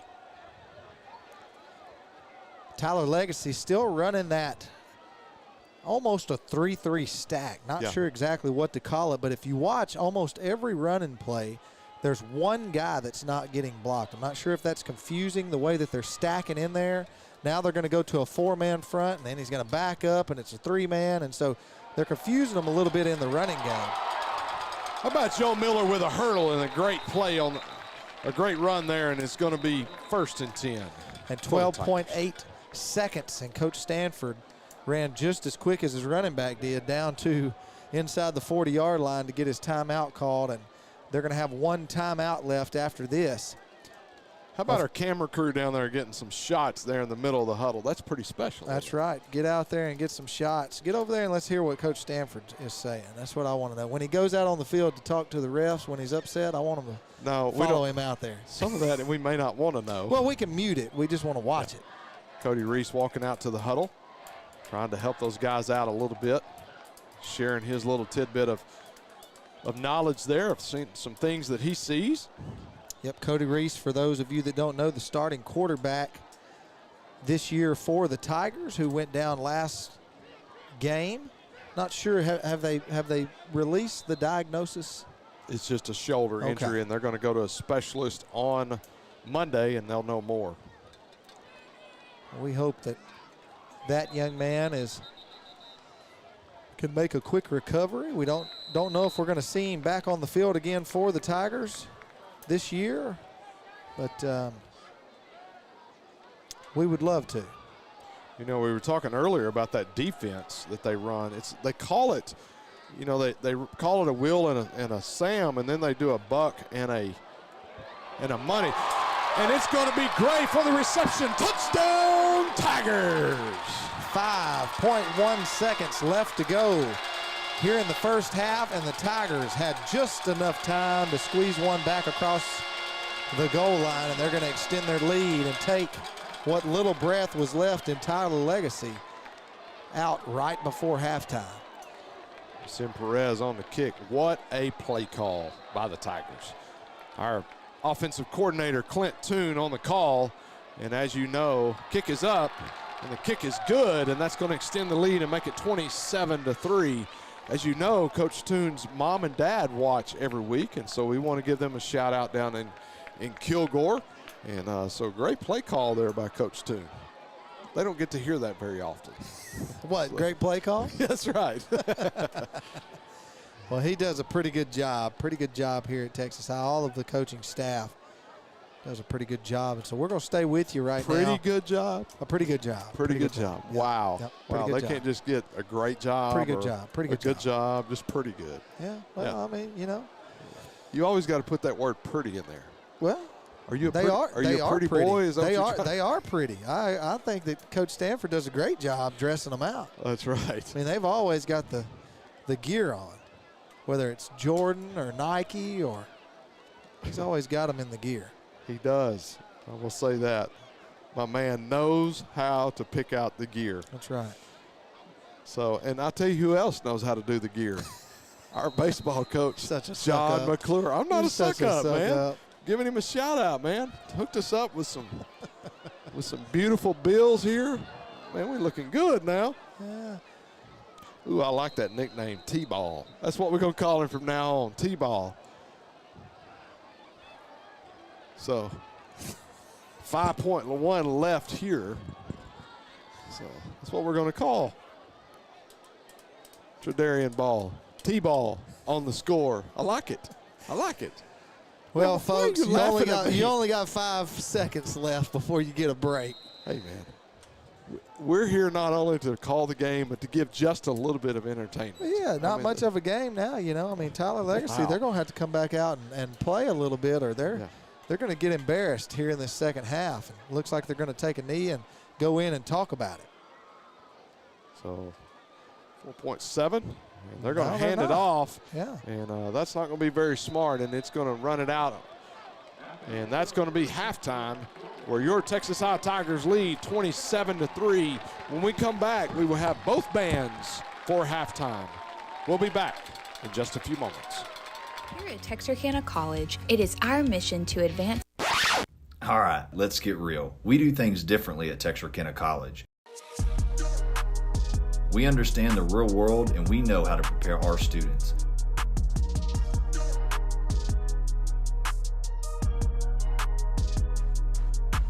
Whether you're starting right out of high school or starting over, there is something for everyone at Texarkana College. Learn more at texarkanacollege.edu.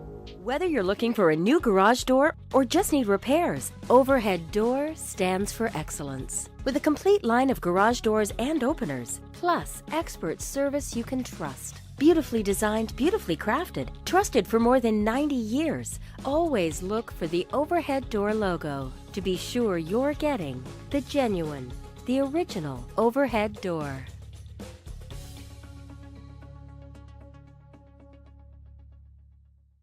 Whether you're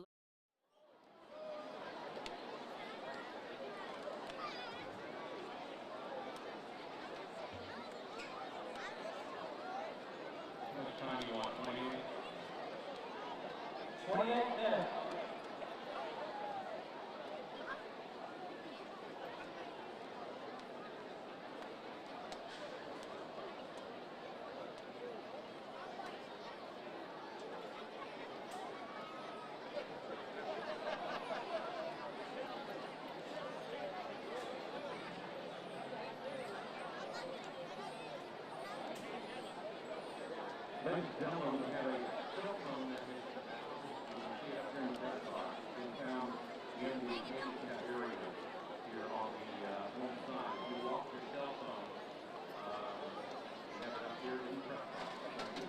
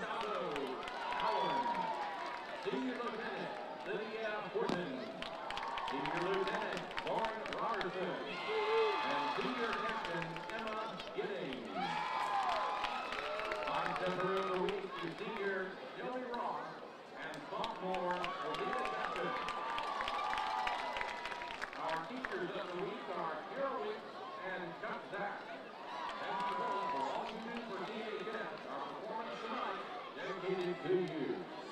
Tonight, the high steppers will entertain you with their kickers need to shut up and dance. Ladies and gentlemen, your Texas high steppers.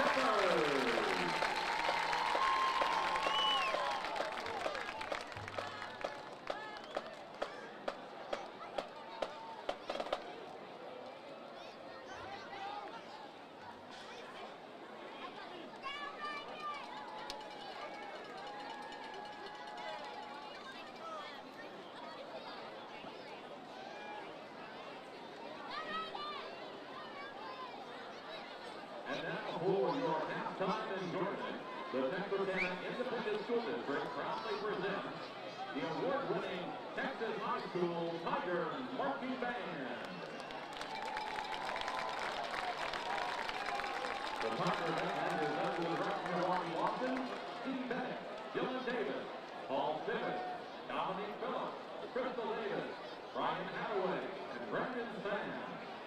The Tiger Band led on the field tonight by John Major, Senior, Caitlin Coburn. Our program this year is entitled Queen of the Night, featuring music Queen of the Night by Mozart and the Dia Dance of Vengeance by Samuel Carter.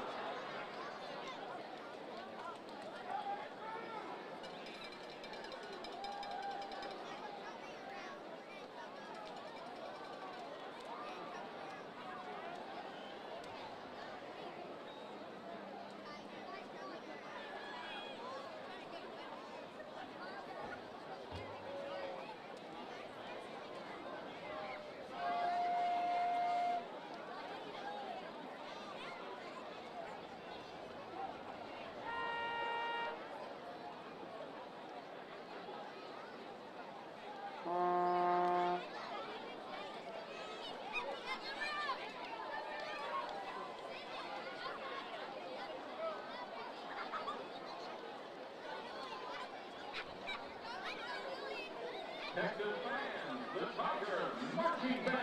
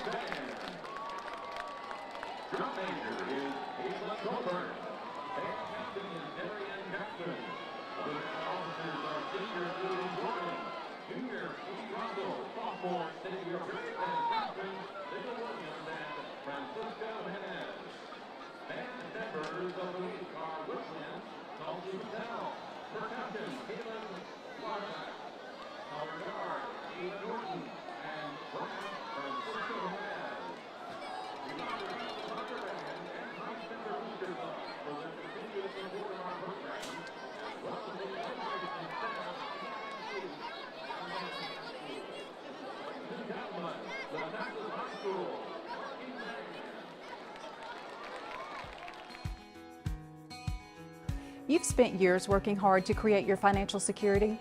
Reward yourself with a checking account designed specifically for you by a bank that shows you the outstanding level of customer service you deserve. With State Bank's Elite Checking, you can qualify for a competitive rate of interest, no monthly service fee, free checks, and superior customer service. Let State Bank be your bank for service, relationships, and living life to its fullest. A shield against the elements. Comfort in the midst of chaos. Shelter in the aftermath of destruction. For 75 years, Shelter Insurance has remained true to our promise to be there when you need us most. This is the heartbeat of our company, our why. Shelter Insurance. For your auto, home, and life. In Arkansas, see Brian Bolt for a free insurance review. And we are back after a wonderful performance by both bands, as both teams have entered the field once again. So we've gotten word that the injured official was James Ross, and so it looks like James may be out for the night, and so we want to wish him well, as he was injured in the first half, got rolled up in a play. Looked like he had an ankle injury or a high ankle sprain. So we wish him nothing but the best. So we appreciate Greg Aiken on giving us that information. Greg was an official for many, many years. And this is his old crew that is covering tonight. And so we appreciate him giving us that inside information. As Texas High is set to receive the kick, back deep is going to be TJ Gray, and T-Ball is going to be back there. So we got T. Gray and T-Ball. T-Ball.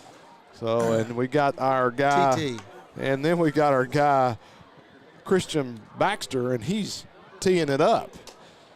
So it's just, and then we got guys standing on the tee in the middle of the stadium. I love it when games get out of hand, and it ain't over yet. It's 27-3 here as we begin the second half. Eric, it's over.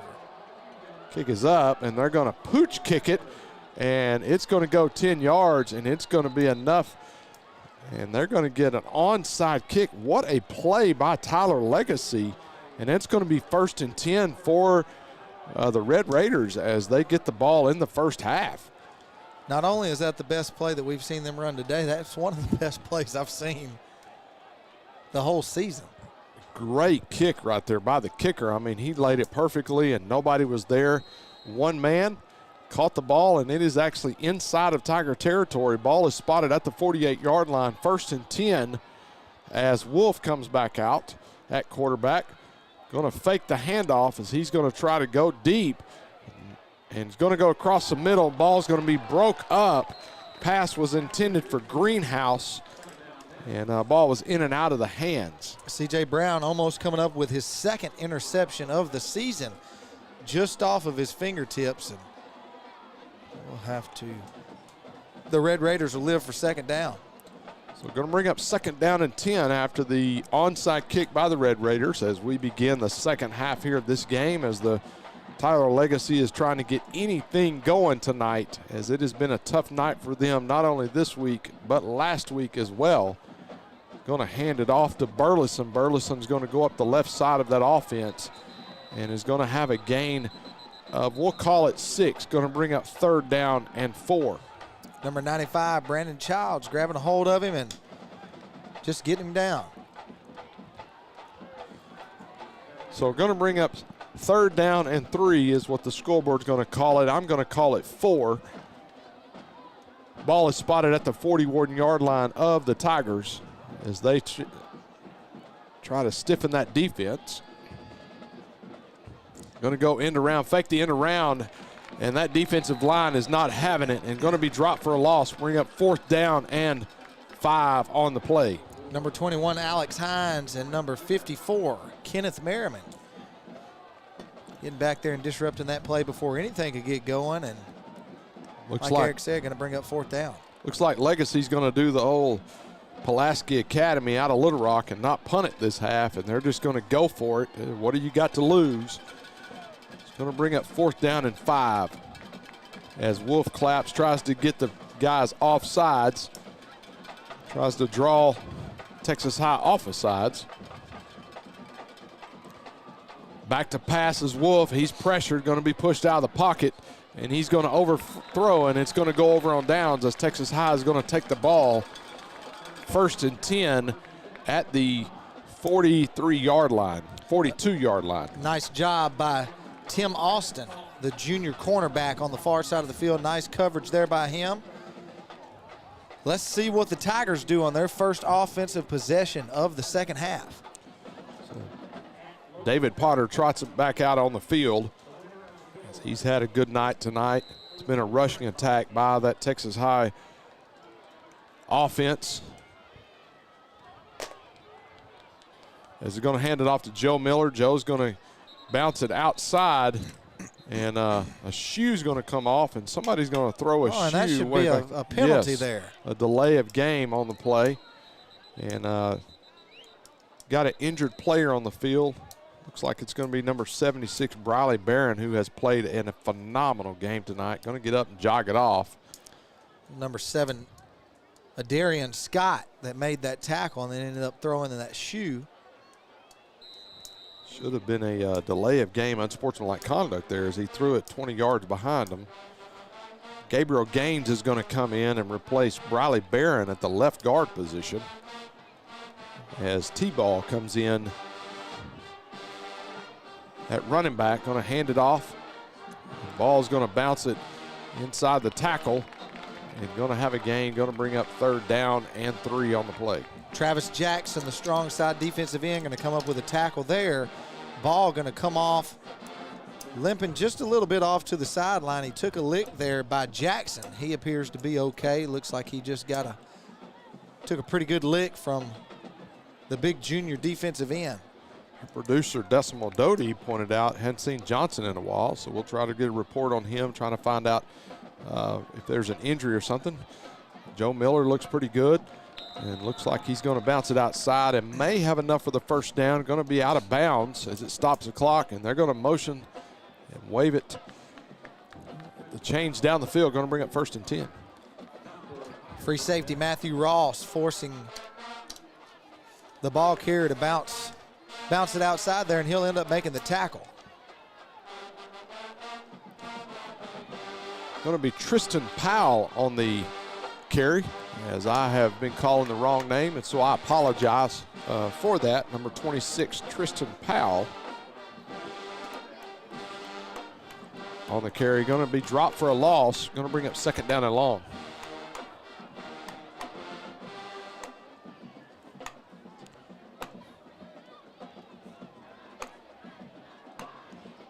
So Miller's going to jog off as Brandon Hall's going to come back in the game as he's got Gray, Hall, and Dangerfield at receiver.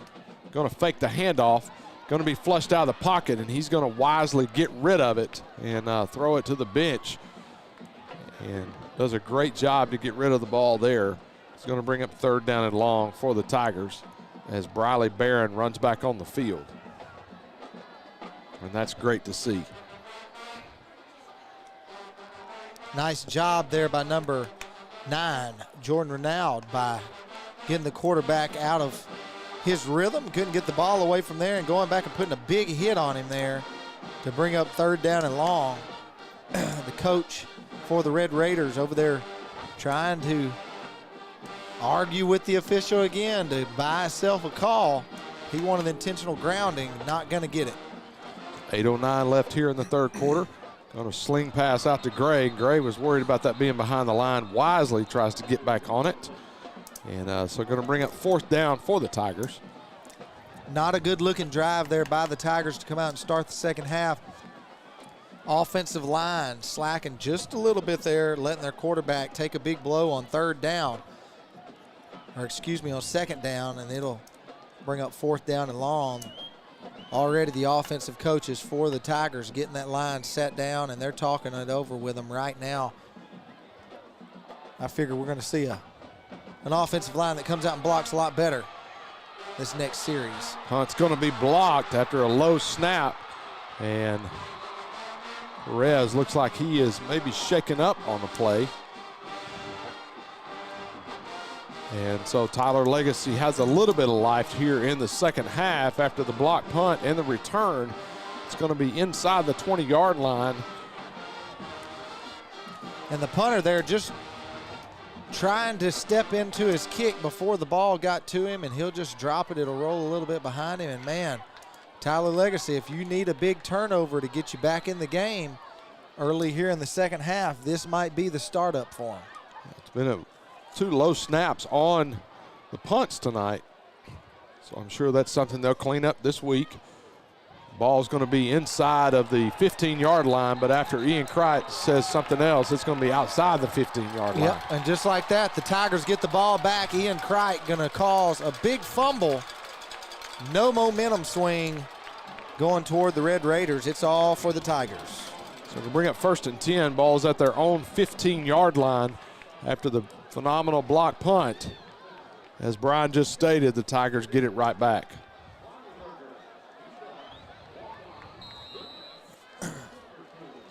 So 7:53 left here in the third quarter. Texas High leads 27-3. So Bobby Petrino's coming into Fayetteville tomorrow. I imagine he is already there, and they are a lot of mixed emotions. Well, the interesting part is he keeps selling tickets in Arkansas. Yeah. He just actually about 2 or 3 weeks ago spoke at the Little Rock Touchdown Club. Yeah. Timeout on the field. Tigers take a timeout. Offense wasn't organized there. Yeah, so he did speak at the Little Rock Club. But the interesting part, I was talking to Billy Lavender. You know, his son Trey is at Fayetteville, and they ride mopeds for class up there. A lot of mopeds on the campus. Yeah. So they've had these blonde dolls on the back of all of their mopeds up in Fayetteville. And from what I understand is I think nearly the entire student section may or may not be in neck braces tomorrow. Well, I saw a post where Walmart was stocking. Did you see that? No. Yes, so Walmart made a post that they were getting extra stock of neck braces so that the students up there in Fayetteville could buy them for this next game. That is a true story. No matter what your feelings are, it's the fun part of college football, you know? So. Yeah. So it'll be a treat tomorrow to see old Bobby roll back into town. Yeah. So 1st and 10 for the Tigers after the turnover. Going to bounce it outside, and he's got a lot of room as he's going to be across the 30 and run out of bounds at the 34-yard line, as that is Powell on the carry. Man, what a great run by Tristan Powell. Yeah, number 43, Paul Ratliff. He'll finally run him out of bounds, but not after a big gain there for the Tigers. So that Tiger offense usually runs more up the middle, but they found something on the outside of Tyler Legacy tonight, and it has worked really, really well all night as that run game has been executed very well tonight. Two receivers to his right, one receiver to the left, going to hand it off once again to Powell, and Powell's going to try to bounce it back outside again, but going to be pushed back inside for no gain, 2nd down and 10. This third quarter going to be brought to you by Gregor Auto Group. If you're in the market for a new auto, give Gregor Auto Group a call or swing by one of their various locations or view their wide selection at gregorauto.com. We appreciate all of our sponsors here at Texarkana Gameday. If you or your business are interested in becoming a sponsor for Texarkana Gameday and helping us bring these local high school events to you, give a shout to TXK Marketing in Texarkana. Speak with Morgan Smith. So they brought Joe Miller in at tight end, as well as Taquan Williams in at the H-back. Run it straight ahead with Powell, and he gets one. It's going to be 3rd down and 9. Going to bring Williams and Miller off the field. Going to run Brandon Hall and Hubbard on. And so going to go 3 receivers to the right, 1 receiver to the left, as Johnson is back in the game.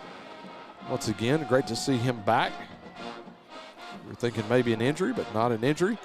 And looks like the right side of that line has really struggled a little bit tonight with that pass rush.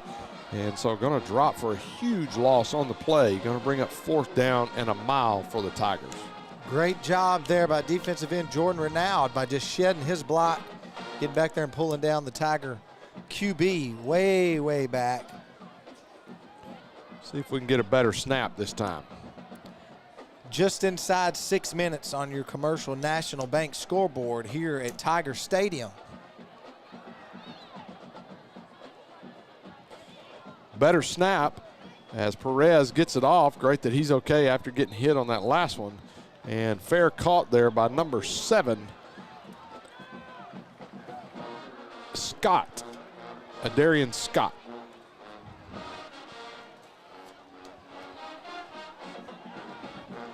So 1st down and 10 for Tyler Legacy. Brian, you're being a little quiet tonight. You okay over there? Banana pudding coma. Fair enough. Fair enough. So you got everybody laughing in the press box at that one, because I think they're in the same coma that you're talking about. Yeah. Well, somebody else ate all the chicken strips before us working folks could get down there to get in. First name Russell. But we I did. can tell you that. Mr. Dr. A, we didn't even get to hit. We didn't even get to. No, I know it wasn't you. You went down there with us. It was Russell. Russell did it. So it's going to be Burleson on the carry. Going to have a gain of 1. Brings up 2nd down and 9. Going to fake the handoff once again. Wolf drop back to pass. Going to have a holding call. And Ian Crichton is going to chase him from the opposite side of the field and still get the sack. Yeah, Ian Crichton was the one that actually was getting held, and he came from getting held all the way, like you said, from the opposite side of the tee and makes the tackle. Coach is going to go ahead and take that penalty there.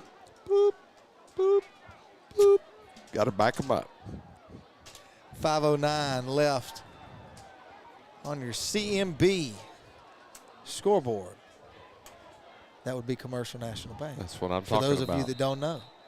Well, I know, so I appreciate you clarifying that for everybody else. I just wanted to make sure you knew. 2nd down and 20. Nice crowd tonight here at Tiger Stadium. Legacy traveled really well, as it's going to be a jailbreak play on that, but the Tigers sniffed that one out, and he's going to be dropped for a loss, and it's going to bring up 3rd down, and we're going to call it 24. Nice job by the entire defensive line for the Tigers. All of them sniffed that screen play out and got over there, and I think all of them were in on the tackle. So good job by the defensive line for Texas High. 1st and 10 at their own 40-yard line, and they need to get to the opposite 38-yard line for a 1st down. Back to pass is Wolf. He's going to go deep. Looks like he's got a man, but he's going to be flushed out of the pocket. And because of that defensive line, it is clearly he's had to rush his throw, and it's going to bring up 4th down and 2 miles. Ian Crichton and Keith Merriman rushing him out of the pocket, not letting him get that throw down the field, and he'll have to throw it away smartly, and they'll have to punt it away. A couple score updates from here in town. Pleasant Grove leads 49-14 over Frisco Memorial at the end of the 3rd quarter. Atlanta and Liberty Ilo in a great matchup, 8-7 at halftime. 8-7 across Always town. a big matchup, and it's homecoming at Liberty Ilo tonight. And for those of you that care about the Longview score, Longview 35, Lufkin 7 at halftime right now. Need to check on the Marshall score. They were playing Carthage tonight. I'd like to see what that score is. So one of our former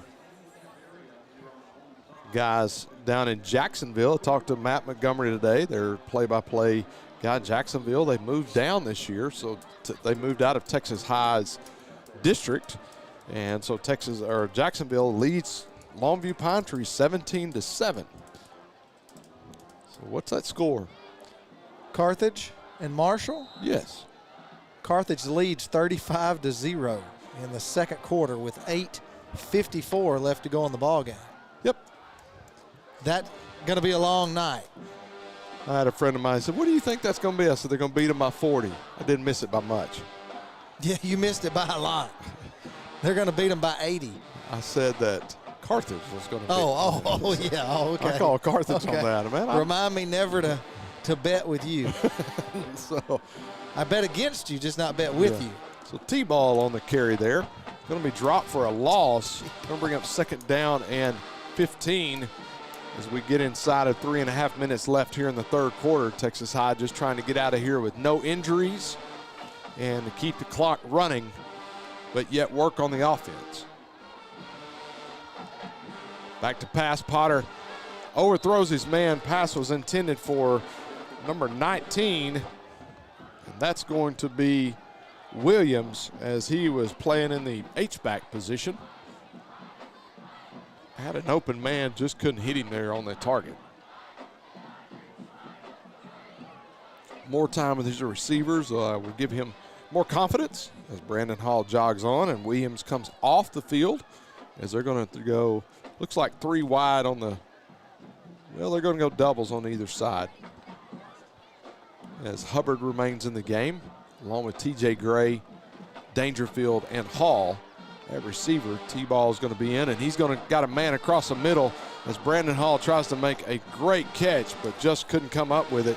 And that's going to bring up 4th down for the Tigers, and it stops the clock with 3:11 left here in the third quarter. I want to answer a question that we've got from halftime on the feed where Patty Pilgreen was talking about the girls performing with the high steppers. They did that during the pregame of the show tonight. Not sure if you were able to catch that live. We didn't have it here on air. It was before we come on air. Actually, we did get some of it, didn't we, when we first came live? Yeah. So, yeah. But they did that before the game tonight, so just letting you know. Just in case you were looking for it. So got a little stoppage of play here. Dead ball.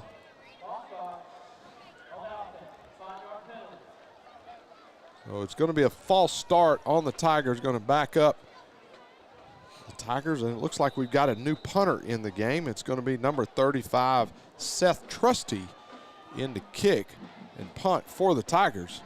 Got another score update from Pleasant Grove. Pleasant Grove 56. I can't see who. Oh, I'm sorry. 56-3. Let me just tell you, Trusty had a great kick there. What's the 14? Got a flag on the play, as looks like had a little bit of extracurricular activity from the lips a little bit there from one of the Texas High players. But it may have been on their sideline as well. But who knows? There was some jawing going on that side. So you wait on the call.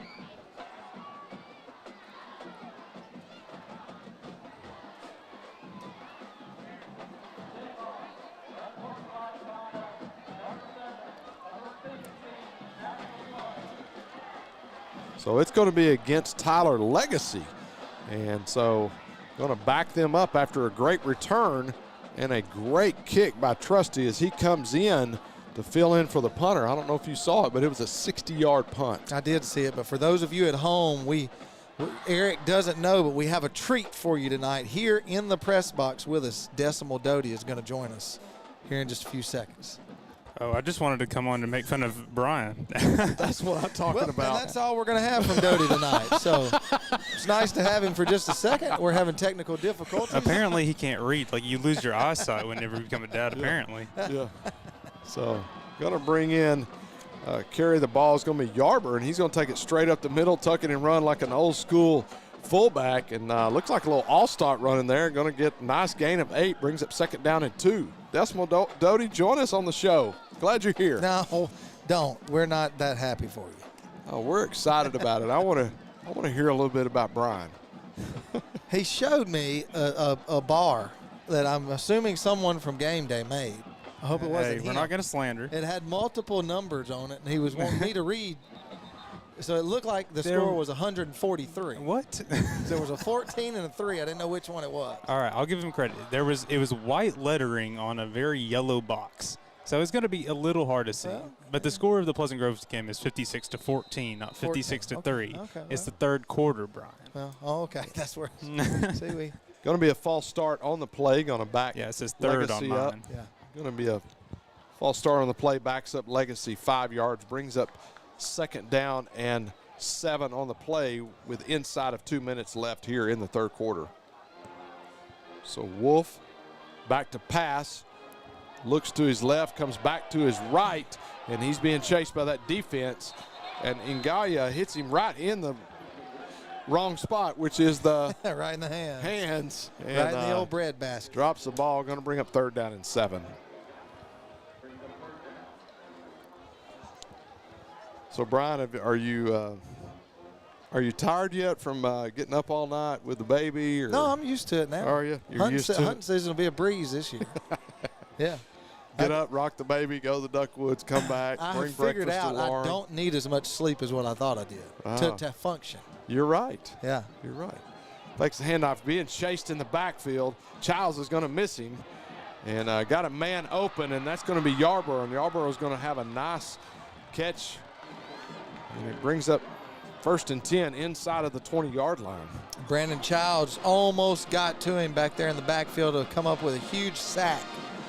But then it's a big gain there by the Red Raiders, finally knocked out of bounds by Wilkerson.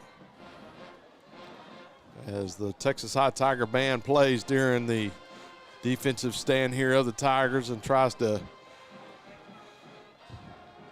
distract the opposing team. Tyler Legacy with a great crowd here and a great band, a great performance at halftime. And as you stated, Brian, ball's on the ground. And Ian Cright had his hand on it. We're going to see if the Tigers were able to come up with it. Looks like they did, waiting on an official. And it is. Ian Cright has it. 1st down, Tigers. And then, that's the 3rd time this game that we've seen the running back and the quarterback they mesh just fine, but they don't know who's getting the ball, who's going to take it, who's going to keep it. And so that's the 3rd time this game that it's led to a turnover for the Tigers. And so with 1:05 left on the CMB scoreboard, Texas High leads 27-3. And I can see that score just fine. You're welcome. Doty, you did build a good graphic. We could tell on your screen what the score in the quarter is. So not going to talk about who made the other one. I don't know who made it, but it's probably Morgan. All right, here we go. Ball's going to be caught by TJ Gray. What a catch at the 40-yard line. Brings up 1st down and 10. Holy cow, that was acrobatic. Yeah. That was just scooped up and thrown by David J. Potter as far as he could possibly throw it. And then TJ Gray just goes up and makes a heck of a catch. So it brings up 1st and 10 inside of the Red Raider territory.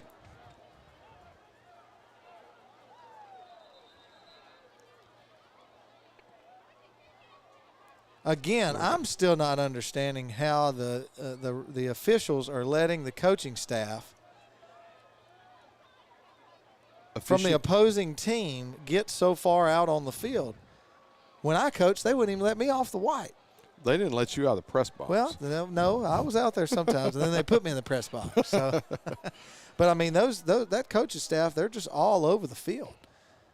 So it's going to bring up 1st down and 10. Ball is spotted at the 40-yard line. There was a stoppage in play there. Not understanding what was going on, but 25-second clock is cranked as we are inside of 30 seconds left here in the 3rd quarter. David Potter hands it off to T-Ball. T-Ball is going to get it to inside the 40, down to the 40, call it the 37-yard line. You don't like my T-Ball? Jay Dale on the tackle. That's my nickname for him, J. Dale. J. Dale. Jalen Dale.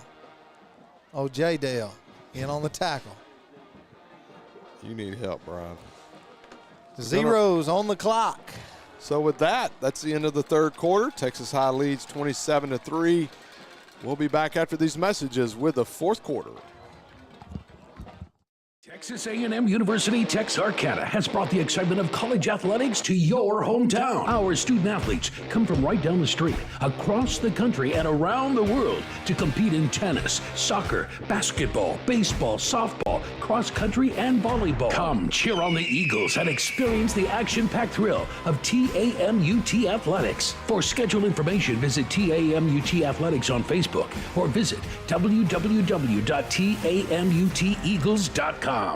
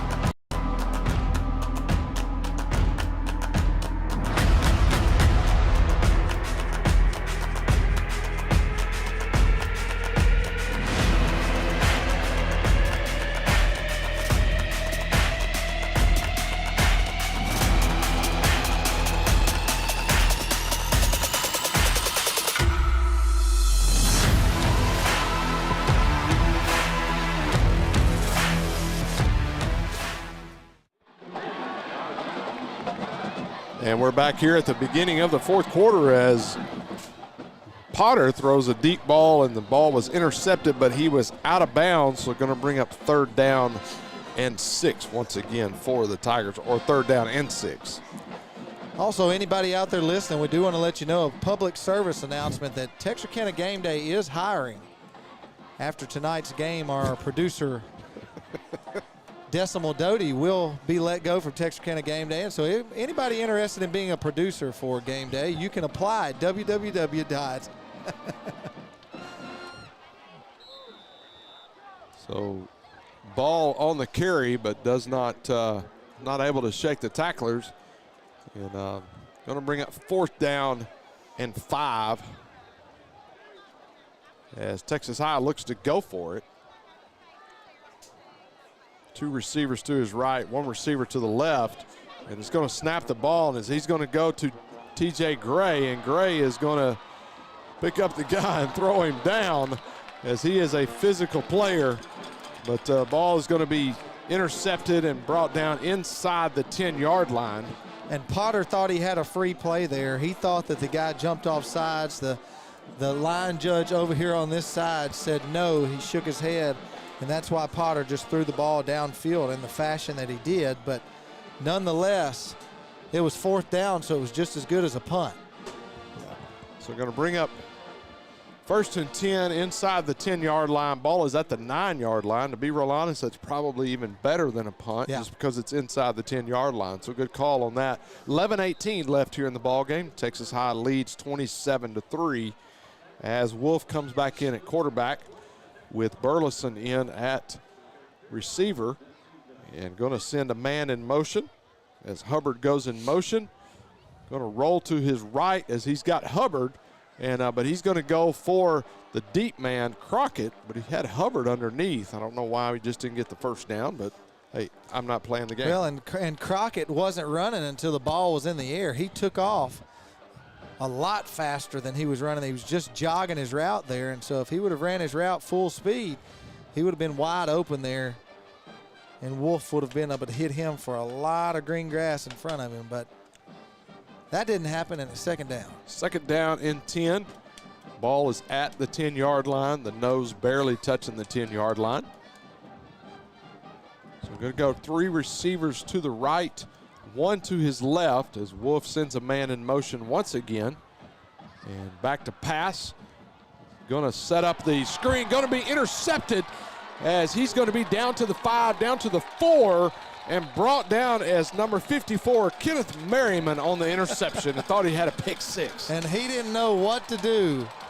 once he had that ball in his hands, but he took off toward the end zone and he ran into one of his own players, or he might have gotten into the end zone, but congratulations to the big man. He got him a pick there, and now the Tigers knocking on the door to extend their lead.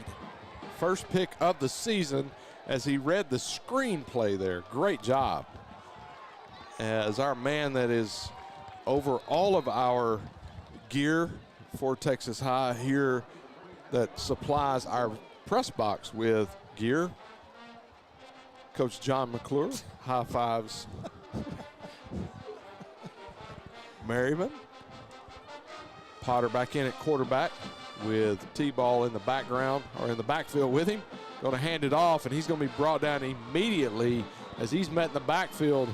Almost took the ball out of his hands. Yeah, Brooks Gallagher, he's had quite a game. He's one of the outside linebackers. He is having a heck of a ball game here. Probably got 10-plus tackles, and he'll get in the backfield and disrupt that one. Like you said, almost taking the handoff. Trying to get the right personnel in the game. So Dangerfield's going to come off. Joe Miller's going to go on as we are inside of 10 seconds on the play clock. Everybody gets lined up, tied in with an H-back. Going to fake the handoff. Going to try to go inside, but going to be batted down as the pass was intended for number 12, Jason Hubbard. Camden Ragsdale on the coverage there. He came into the game, provided good coverage right there.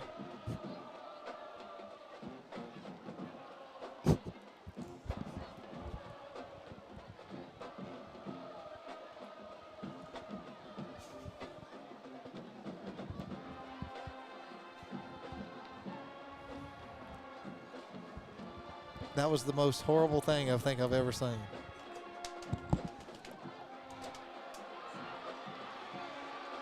David J. Potter going to be sacked in the backfield. He'll lose about 5 yards from the original line of scrimmage. A flag is thrown on the play. Not sure if it's going to be holding or a face mask, but it was in that vicinity of the sack. If you're a Tiger fan, you're hoping for a face mask.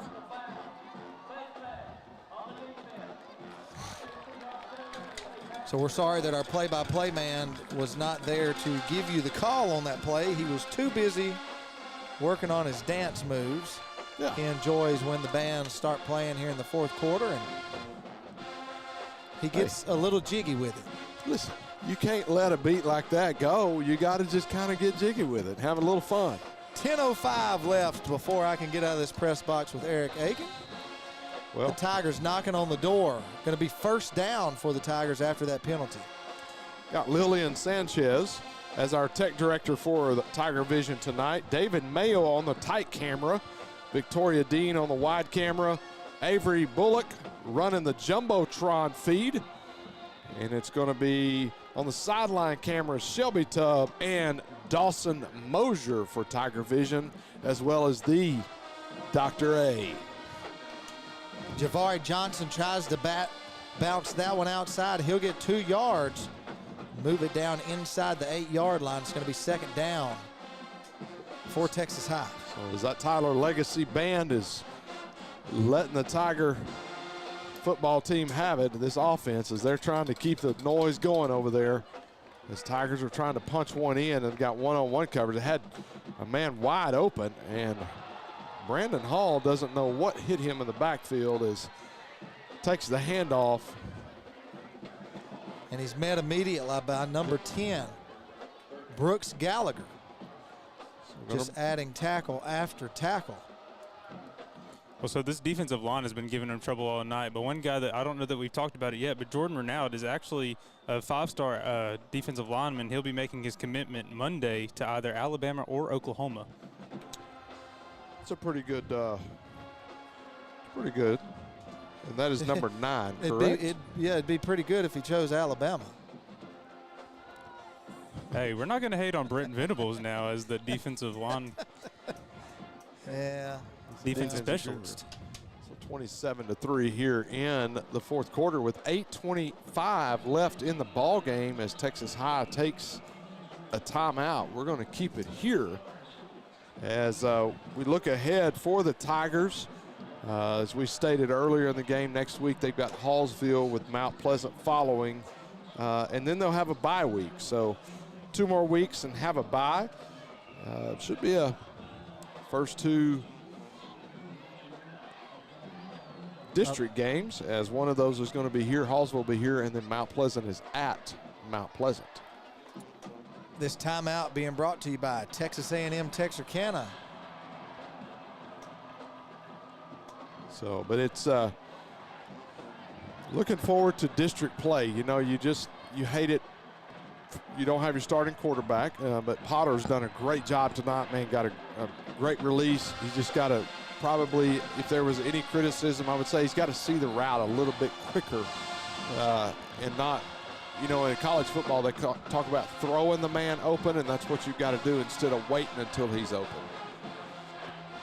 A lot of good things tonight from the Tiger offense, but a lot of things that they still need to put together. They could have easily put 50 up tonight in this ball game and just could not seem to string all of their good plays together. Going to be a bad snap, and Potter's going to recover it. Yeah, just like right there, you come out of a timeout, you're not ready for the play, the quarterback's not looking at the center, the ball is snapped. Those kind of things just can't happen when you've got a fine oiled machine put together. And so the Tigers still trying to get stuff figured out before they head into district play. Just so you know, it is 4th and goal, and ball is at the 27-yard line. Speaking of 4th and 27, did you see the 4th and 93 the other day? No. 90-something? No. Louisiana Tech was playing someone. It may have been, was it Texas A&M? No, seriously. No. They were playing an SEC school. Oh, I don't know. And the quarterback took the ball, and it squeezed out, and then they kept jumping on it, and it would squeeze out, and it got kicked all the way back. Well, obviously. And it was 4th and, well. It was Mississippi State. Mississippi State, okay. See? Wasn't it? I said it was an SEC school. You must have been sleeping on they and were off there. They were maroon. Maroon. Okay, There you go. I mean, come on. Remember, I can't see that well. I could just see colors. Just see colors. That was way before the baby, Brian. No, it was not. It was just a couple weeks ago. Brian, that was 3 years ago. What? That Mississippi State play. No. Dead serious. No. The Mississippi State Louisiana Tech, it starts all the way over here and ends up on the 4-yard line. I just saw that last week, 2 weeks ago. I don't believe that. You're way behind. Hawks have a commanding lead on Frisco Memorial, 63-28. 7:50 left in the 4th quarter. Redwater beats New Diana 14-7 to get their 2nd win in a row. And we'll try to look for another score here. Queen City beats beating Clarksville handily 44-7. And try to get you one more score here. Atlanta trails LE 16-7 in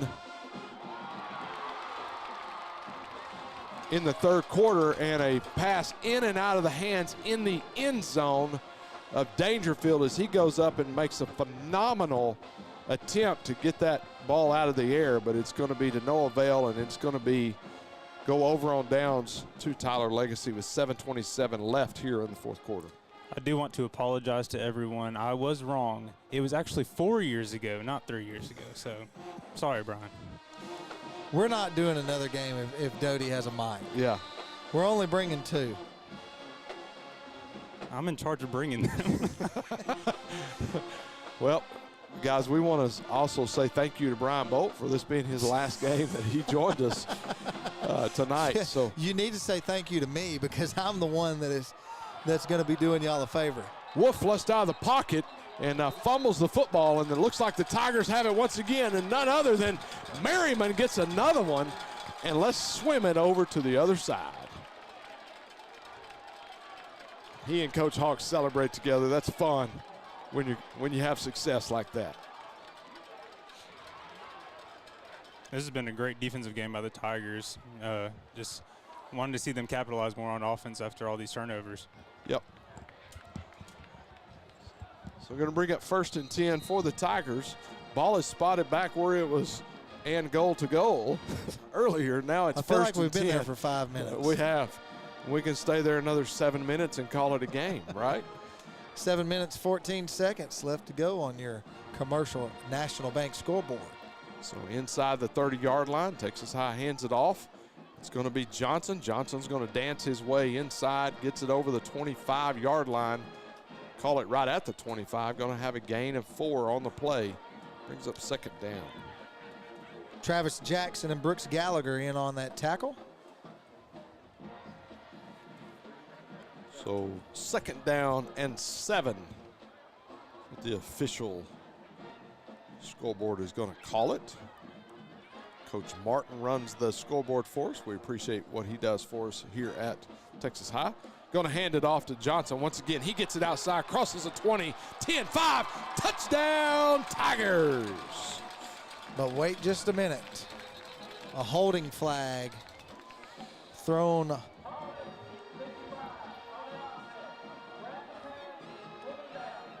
You know what? Brian Bolt always has a way of spoiling things for us. I didn't throw it. It was a great play, and then you have to go, but wait just a second. There's a flag on the play. The guy with the big white R on his back threw it. I have nothing. If it was up to me, we wouldn't throw another one for the next 6 minutes and 30 seconds. But they've got to get their practice in for district play, Brian. They need to come out here on Saturdays and practice. 6:30 left here in the ball game. I'll tell you like Laura tells me, now is not the time. Okay? Now is not the time. Well, you're not my wife, so stop.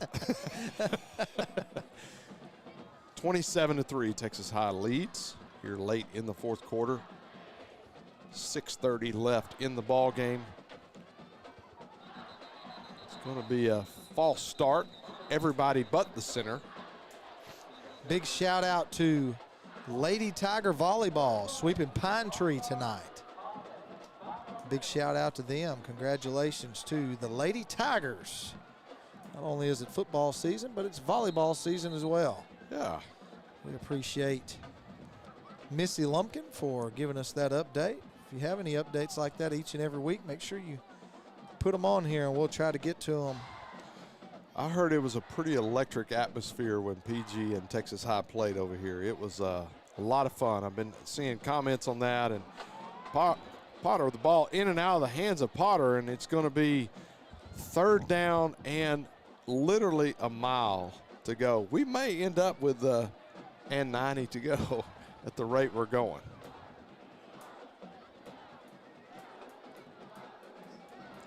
It is 3rd down, and the scorekeeper is trying to figure it out. The ball is spotted at the 47-yard line. And they've got to get to the 19-yard line on the opposite side. So going to be a run, and it's going to be number 26, Tristan Powell. He's going to be run out of bounds after a gain of, we'll call it 7 on the play, but not even close to a first. Yeah, nice run, but not on 3rd and 46. Yeah. Did you figure that out? No, but I'm just guesstimating. Going to send on the punting unit. Once again, number 35, Seth Trusty, after his first kick, and he jogs on the field. Pilgreen into snap. Knox Pilgreen is our deep snapper this year. So Trusty back to kick it.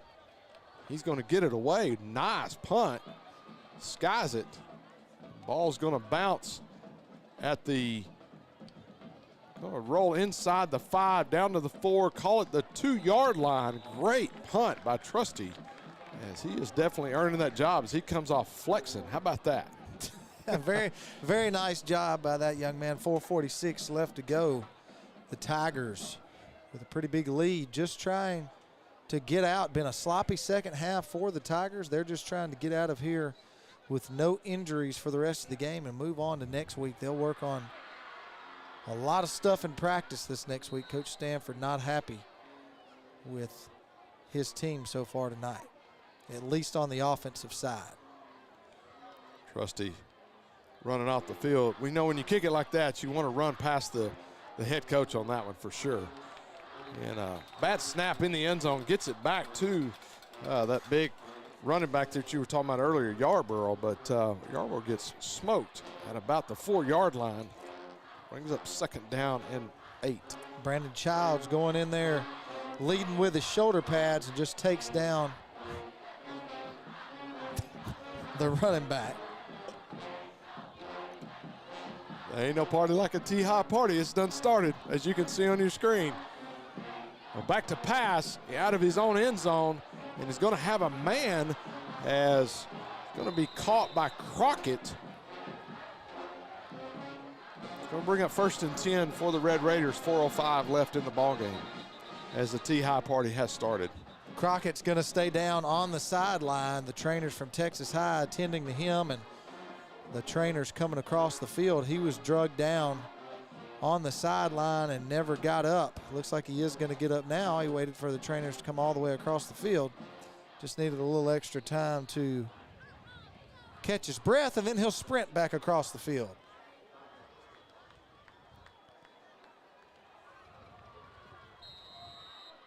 .405 left to go in this contest. 1st down and 10 from about the 27-yard line.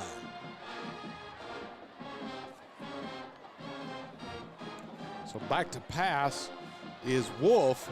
And Wolf is going to roll and try to make something out of nothing. And there's going to be a flag on the play. Looks like there's going to be a holding.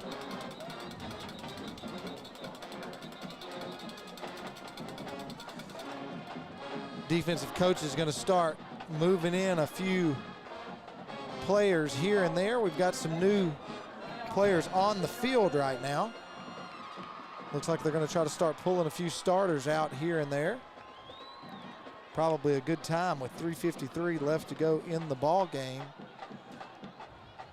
Looks like a lot of the crowd is starting to kind of make their way out of the stadium as well. Appreciate a great attendance tonight. Number 18, Whitaker, he'll come in the ball game.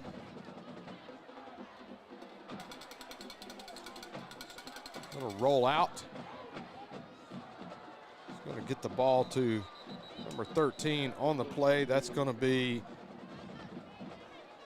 Hamrick. Number 9, Keith Lewis in the ball game for the Tigers at the safety position. And he'll knock the receiver out of bounds, and it's going to be 2nd down and long for the Red Raiders. 3:37 left here in the ball game.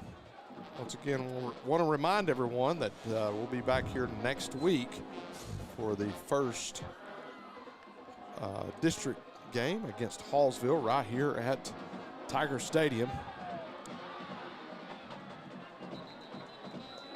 Number 33, Isaiah Dowden, chasing Wolf down and going to drop him about 5 yards shy of the 1st down.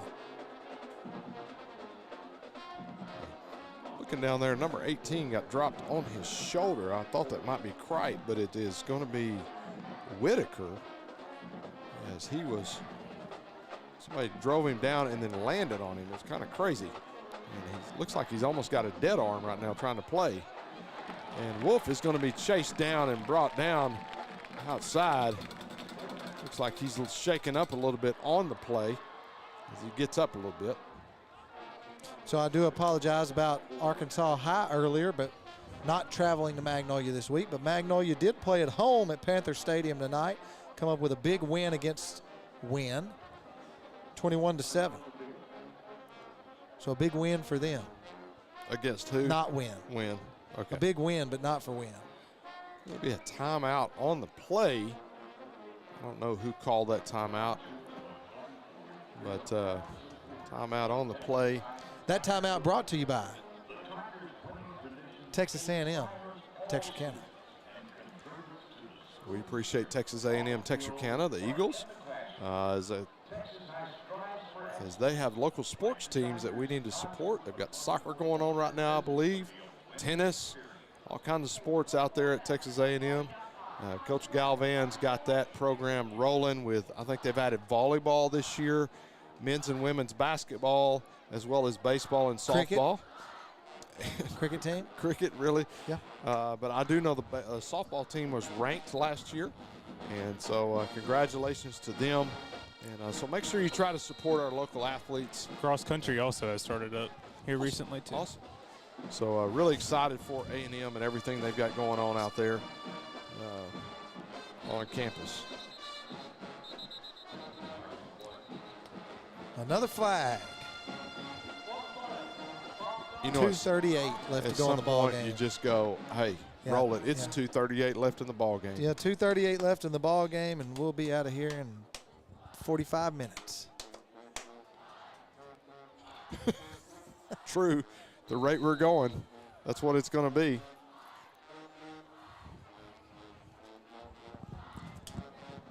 Doty, can you find us a score update on that LE game? Please, sir. Let's see what's going on across town. Got a big game across town. Liberty Ilo and Atlanta, both teams undefeated. And not only is it a big game, it is homecoming. We're going to have another timeout here on the field. And while we take the timeout on the field, we're going to take a timeout as well. We'll be back after these commercials from some of our sponsors.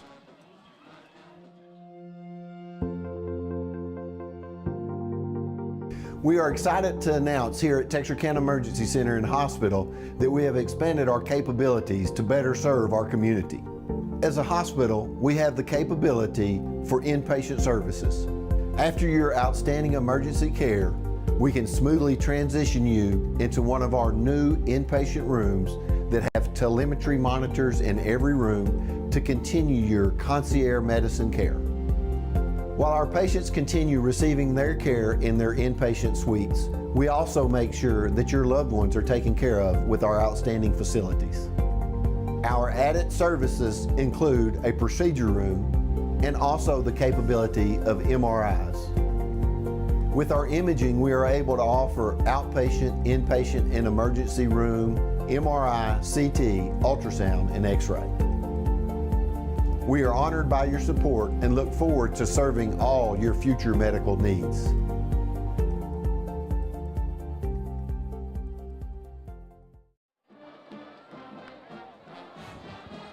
And welcome back here to Tiger Stadium as Wolf gets flushed out of the pocket, and he's going to try to get a first down, but to no avail, and that's going to go over on downs as the Texas High offense is going to get back on the field. 2:27 left here in the ball game as Texas High leads 27-3.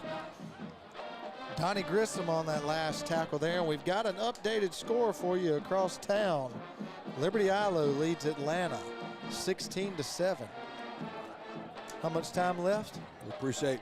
Fourth quarter just started. Fourth quarter just started. We appreciate Javon Anthony for that because we couldn't get our producer to give it to us, so we had to get it from Facebook. He's too busy talking on his microphone. Yeah. So, no, we appreciate all of you that are watching tonight. We hope you've enjoyed the game thus far as we try to finish it out here. I'm going to get some new guys in the game. Ball carrier is Zaquan Robinson, number 22 on the carry. Speaking of Texas A&M, Texarkana, we're getting some updates that volleyball plays tomorrow at noon. Men's and women's soccer plays tomorrow as well. So I'm assuming one or both of those may be at home. If anybody wants to give us an update, I'll try to get that on the air for you if you want to watch some soccer or volleyball. All I know is you were making fun of my dance moves a while ago. Seth Trusty has come in to punt, and buddy, he is busting some dance moves on the sidelines. Yes, he is. Well, if you punted one the way he did just a minute ago, you could do that. What have you done today? Wow. Wow, what have you done? I just sat around, Brian. That's all I did all day long, just sat around. I'm not an insurance agent where I get to hang out in the office all day and wait on people to come see me. So, well, I actually waited around all day to come see you. Robinson on the carry. Going to have a timeout on the field. It's going to be a timeout legacy with 1:06 left in the ball game. I know. I see your body language kind of feel the same way, but we're just going to keep moving forward. 1:06 left, 27-3. been a defensive. Texas High's looked really good on defense. Nice shot over there of our band there. Into it, having a good time over there. Our band has been good tonight. Also the student section wearing all black over there as our Tigers come out tonight wearing the black helmets. And so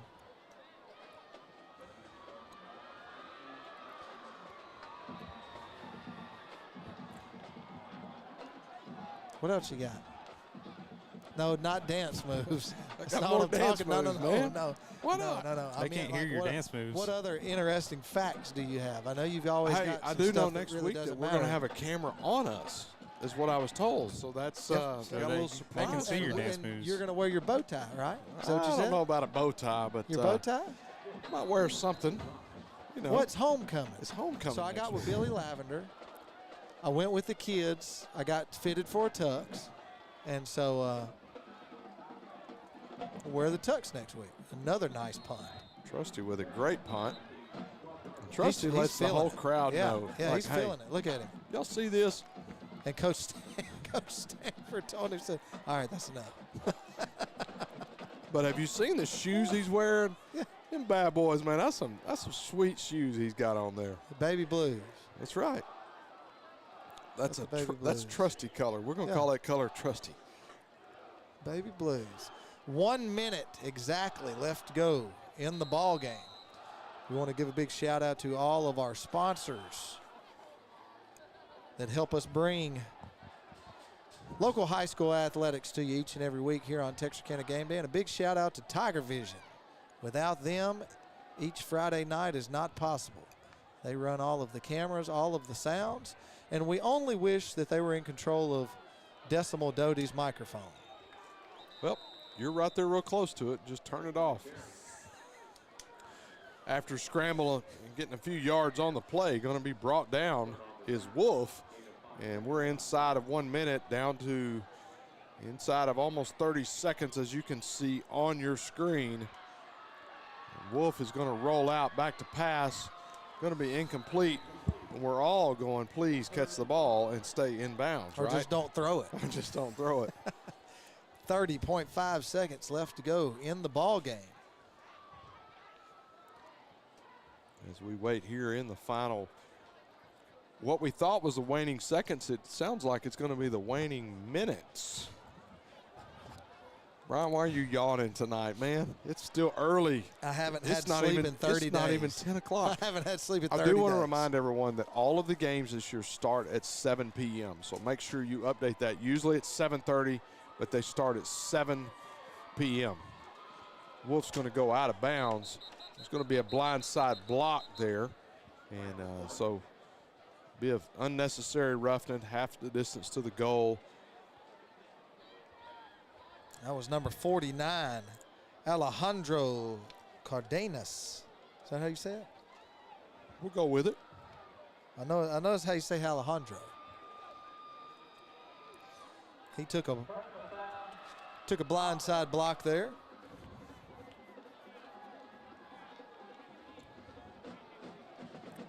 So all the coaches' headsets are off, and everybody's starting to pack up a little bit. Looks like looking over in the coach's office, and they're all packing up, getting an early start down to Summer Hill's getting busy. as well as Whataburger down on New Boston Road as well. Everybody headed to the Sonic. Turn the music up and make a loop. We'll bring up 3rd down and 12 on the play is inside of 10 seconds, stay in bounds, and that should do it for us. And that's going to do it for the ball game tonight, as Texas High is going to come out on top 27-3. As you mentioned, Brian, pretty sloppy second half for Texas High, but they come out prevailed with the win tonight. Yeah, I imagine that Texas High is going to make some adjustments this week in practice, come out next week and fix some of those mistakes that they made. But nonetheless, sloppy or not, they come out with a big win, 27-3 over Tyler Legacy tonight. And so Eric, it was good to be back. I'm tired. I'm going to go home. I'm going to rest up for next week. Well, it was great to have you back, Brian, once again, and always fun to do a game with you. As on behalf of Eric Aiken, Brian Bolt, and Decimal Doty, that's going to do it for us tonight. As we get out of here, Texas High wins it once again and extends their record to 4-1, make it 3-1 with a win over Tyler Legacy 27-3. We'll see you next week right here on Texarkana Game Day.